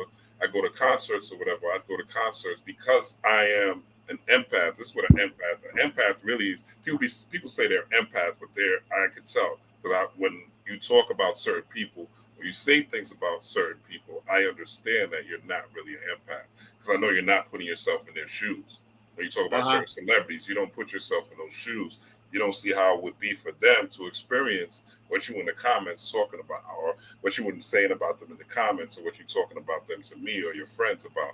You're not putting yourself in their shoes. But when you are putting yourself in their shoes, you gain access to this spiritual wisdom. You gain access to this download because, again, that's what God is. God is the seed in all of us. It is spirit means to breathe, or spiritus, to breathe, or the wind. So love is giving without seeking anything in return. Love is also knowing that everyone is one with you. Your quote unquote enemy, the ops, your baby daddy that you hate, your baby mama that you hate, they all are part of you. So you have to get to understand who and what they are and see things from their perspective. And that'll allow you to hit this upper level of the tree. Most people, when we're operating, speaking of the tree, when we're operating and trying to manifest cars, houses, relationships, whatever, we're really operating from the space of Siferet. Most people don't rise above that, right? Because when you go to Gabora, right, the Kemetic tree of life, we would call that the Dia de Herakuti. This is a now justice. So now you have to be just in order to be loving. You have to practice justice in order to be loving. There's no way, right? There's this movie, this African movie. I'll send it to you, Mike. I forgot the name of it. Actually, I remember the name of it. It's on Amazon Prime. It's called Prince of Thieves. And without spoiling the ending, basically the movie is about a Yoruba tribe. And it shows how they would judge people, how the village would judge people. And they didn't judge people off their crime. They judged them not only for their crime, but the past and what caused them to commit the crime. So imagine if we had a criminal justice system where they were going, not just the crime, okay, you stealing from the store, okay, you committed murder, okay, you committed robbery, but what were the causes? What were the childlike influences? Why was it that you were able to snap so easily? What kind of diet, it goes deep if you really, really want to be just, right? Not just looking at what's happening. So this now leads to you being more loving because, all right, you're just, you're saying, okay, I'm not going to do this because of that. This is where morals come in. Moral compass comes in. It's all under Gabora. It's all under Mars, this warrior aspect and you have to, in order to be just, you have to walk your own path. Like the story of Solomon in the Bible, with the two widows or the two women, and there's one baby. There's a story in the Bible with Solomon with two women and one baby. The mother is saying it's her baby, and there's another woman that's saying it's her baby, right? And Solomon basically takes out a blade, right? And he goes to say, okay, well, it's nobody's baby, basically. And he's like, and he goes to stab the baby, and the mother cries and screams, and that's how he figures out who's really the mother, right? So justice requires you to be impartial above all and look at all the factors. But his wanted to kill or acting like he was going to kill the baby, it brought out the truth, right? It brought out the love. Like the justice brought out the love of the mother screaming out for the baby, and that's led to wisdom for him to understand. And then she got the spiritual power of getting the baby back, getting what she wanted, right? So it would reside in Bina, or what the Kemetics would call second. So I hope people understood that. No. Hey, you maybe look up something, but that's exactly it. And like I said, them crossing that abyss to get to that higher understanding. As we know, all these stories end with the bad guy, being defeated. But in this case, it wasn't so much a defeat because we see that Gore, he used his wish to bring his daughter back. Jane Foster died. Now, what I thought was kind of interesting, you seen in the beginning of the movie when Thor found Sif on that battlefield, and she said, "Leave me here so I can die." Right? Thor told her, "Man, you can't die here. The battle over. You're just gonna be dead. Maybe your arm gonna be in Valhalla." She wants to go to Valhalla. He was like, "You ain't going to Valhalla. Your arm's gonna be in Valhalla." Yeah. Now, what was the difference? What was the difference between Jane Foster dying? She wasn't in battle. She went to Valhalla. Nor the difference was She was battling cancer, man. You know what I'm saying? She was in a battle already. And we know, and I like that ending because it showed that nobody dies. She just ascended to a higher plane of consciousness. You know what I'm saying? To a higher vibration. So I thought that was appropriate. And then for Thor to adopt Love as his daughter, I think that was also appropriate because now the fallen daughter has been raised up to her appropriate place. So now she gets raised not so much without. She was okay. I say appropriate. I don't want anybody to think, well, all children need a mother and a father. Well, the same way Heru had a mother and a father. Heru had his daddy in the underworld. He ruled in his place, and he had his mom by his side. We know, those you should know, or if not, you know it now. Heru was just an aspect of his father, Osiris. You know what I'm saying? And so all these aspects blended into one. You know what I'm saying? So in the end, we had that synthesis again. We had that polarity, that balance, of duality. We had the masculine and the feminine. Only this time, the feminine could be considered the virgin because you got the triple goddess, the virgin, the maiden, and the crone. Mm-hmm. So here we had Thor as the masculine opposite, and then we had her as the virgin, which is just showing the potential. You know what I'm saying? Like the sun rising over the east. You know what I'm saying? Like sunlight. So I just thought that overall the movie ended at that point. I thought that it was dope, even down to that reflective surface. I tell you something I didn't catch it the second time. When Gore died and his daughter emerged from eternity, you could see eternity in her reflection in the water. I didn't catch that the first time. And so I didn't see that. I didn't see that either. I gotta watch that again. I'm gonna tell you, the first time I watched it, I was like, how the hell is she shooting lasers out of her eye? I'm like, what did I miss? If you watch it again, when she walks up to her dad and he says that he loves her, this and that, right before she starts talking, look at the reflective surface. Her body has the same stars and stuff that eternity was made out of. You know what I'm saying? And so I just thought that all of that, you see them celestials in the background. Yeah, I just thought that all of that was appropriate. I like how Marvel is setting it up for the God tier. Mm-hmm. They're setting it up. That's where they're going, yeah. Exactly. And they're going high up the tree now. They're going high up the tree of life. And what people, I think that what people don't appreciate, people watch these Marvel movies, especially the ones that came out on Disney, the TV shows. Mm-hmm. Everybody wants the Marvel Cinematic Universe, right? Don't nobody got no patience for She-Hulk. They don't got no patience for Moon Knight. Yeah. But what they don't realize is that, and this caught my attention when Moon Knight came out. Moon Knight was so dope. Moon Knight was beyond dope.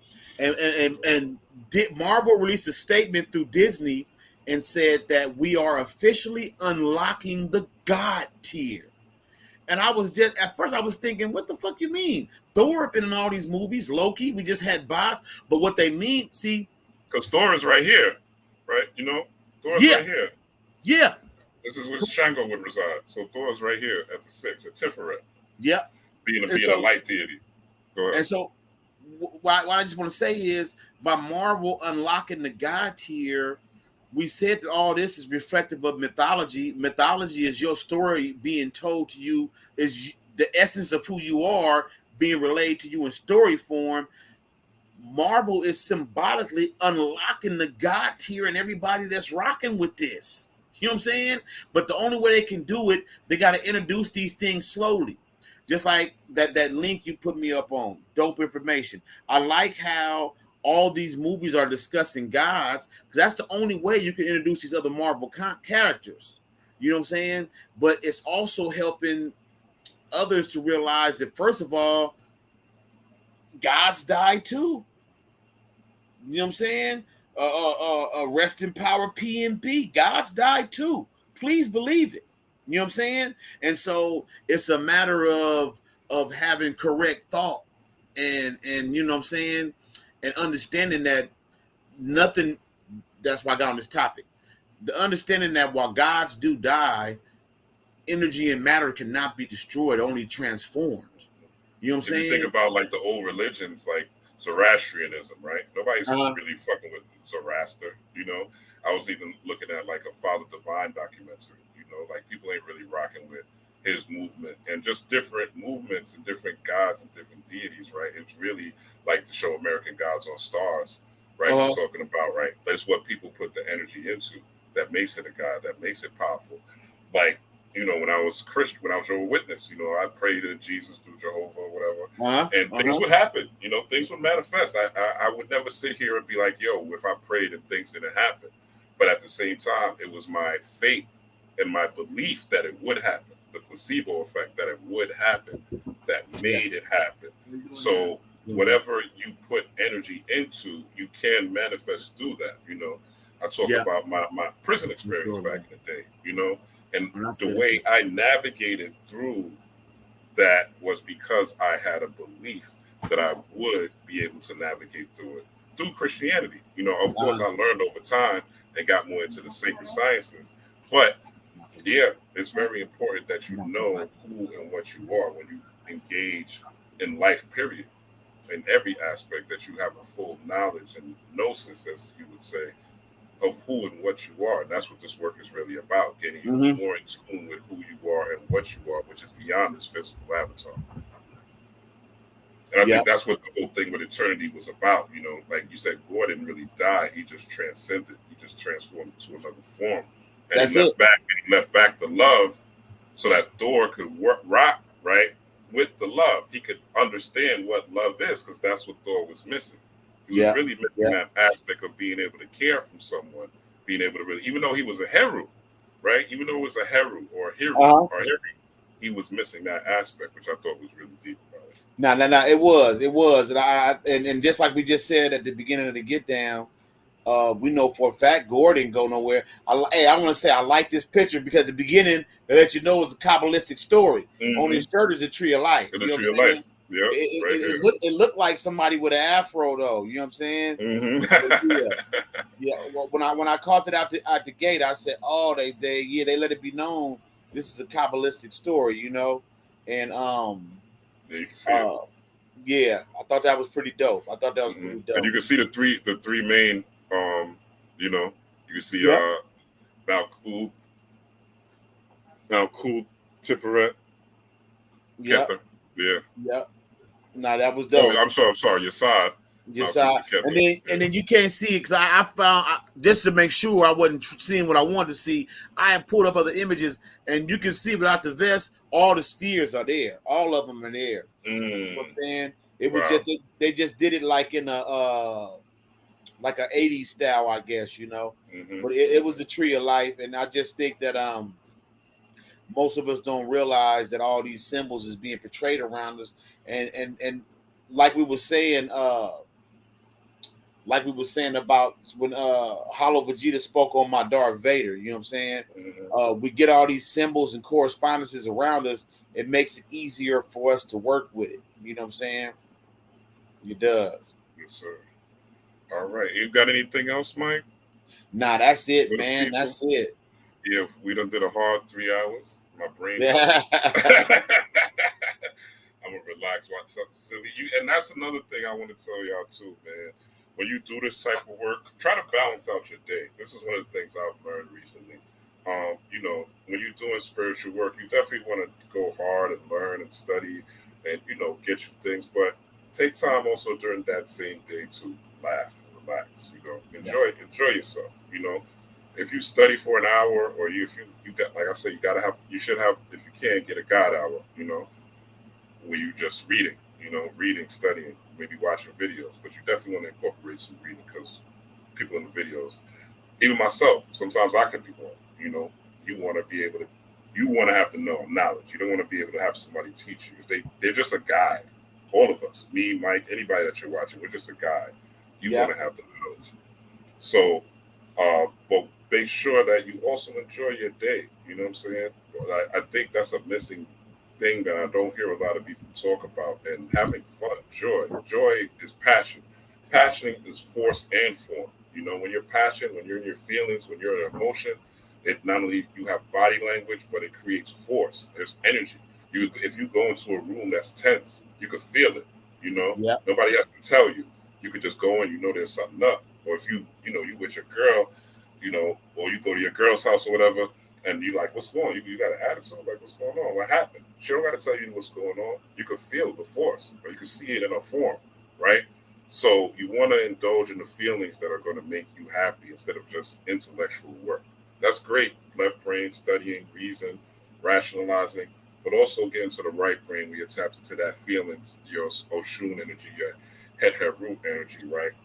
And so forth and so on. So make sure you enjoy yourself while you're doing this work, because it is supposed to be enjoyed. It's not supposed to be a burden. It's not supposed to be something where you feel. And take your time. Take your time. Some people are brand new in this and you think you know everything. Trust me. Always come into this as a fool. Every day I'm a fool. I'm the fool tarot card. I don't know nothing. You know what I'm saying? I don't know nothing. All this stuff that I think I know could change tomorrow.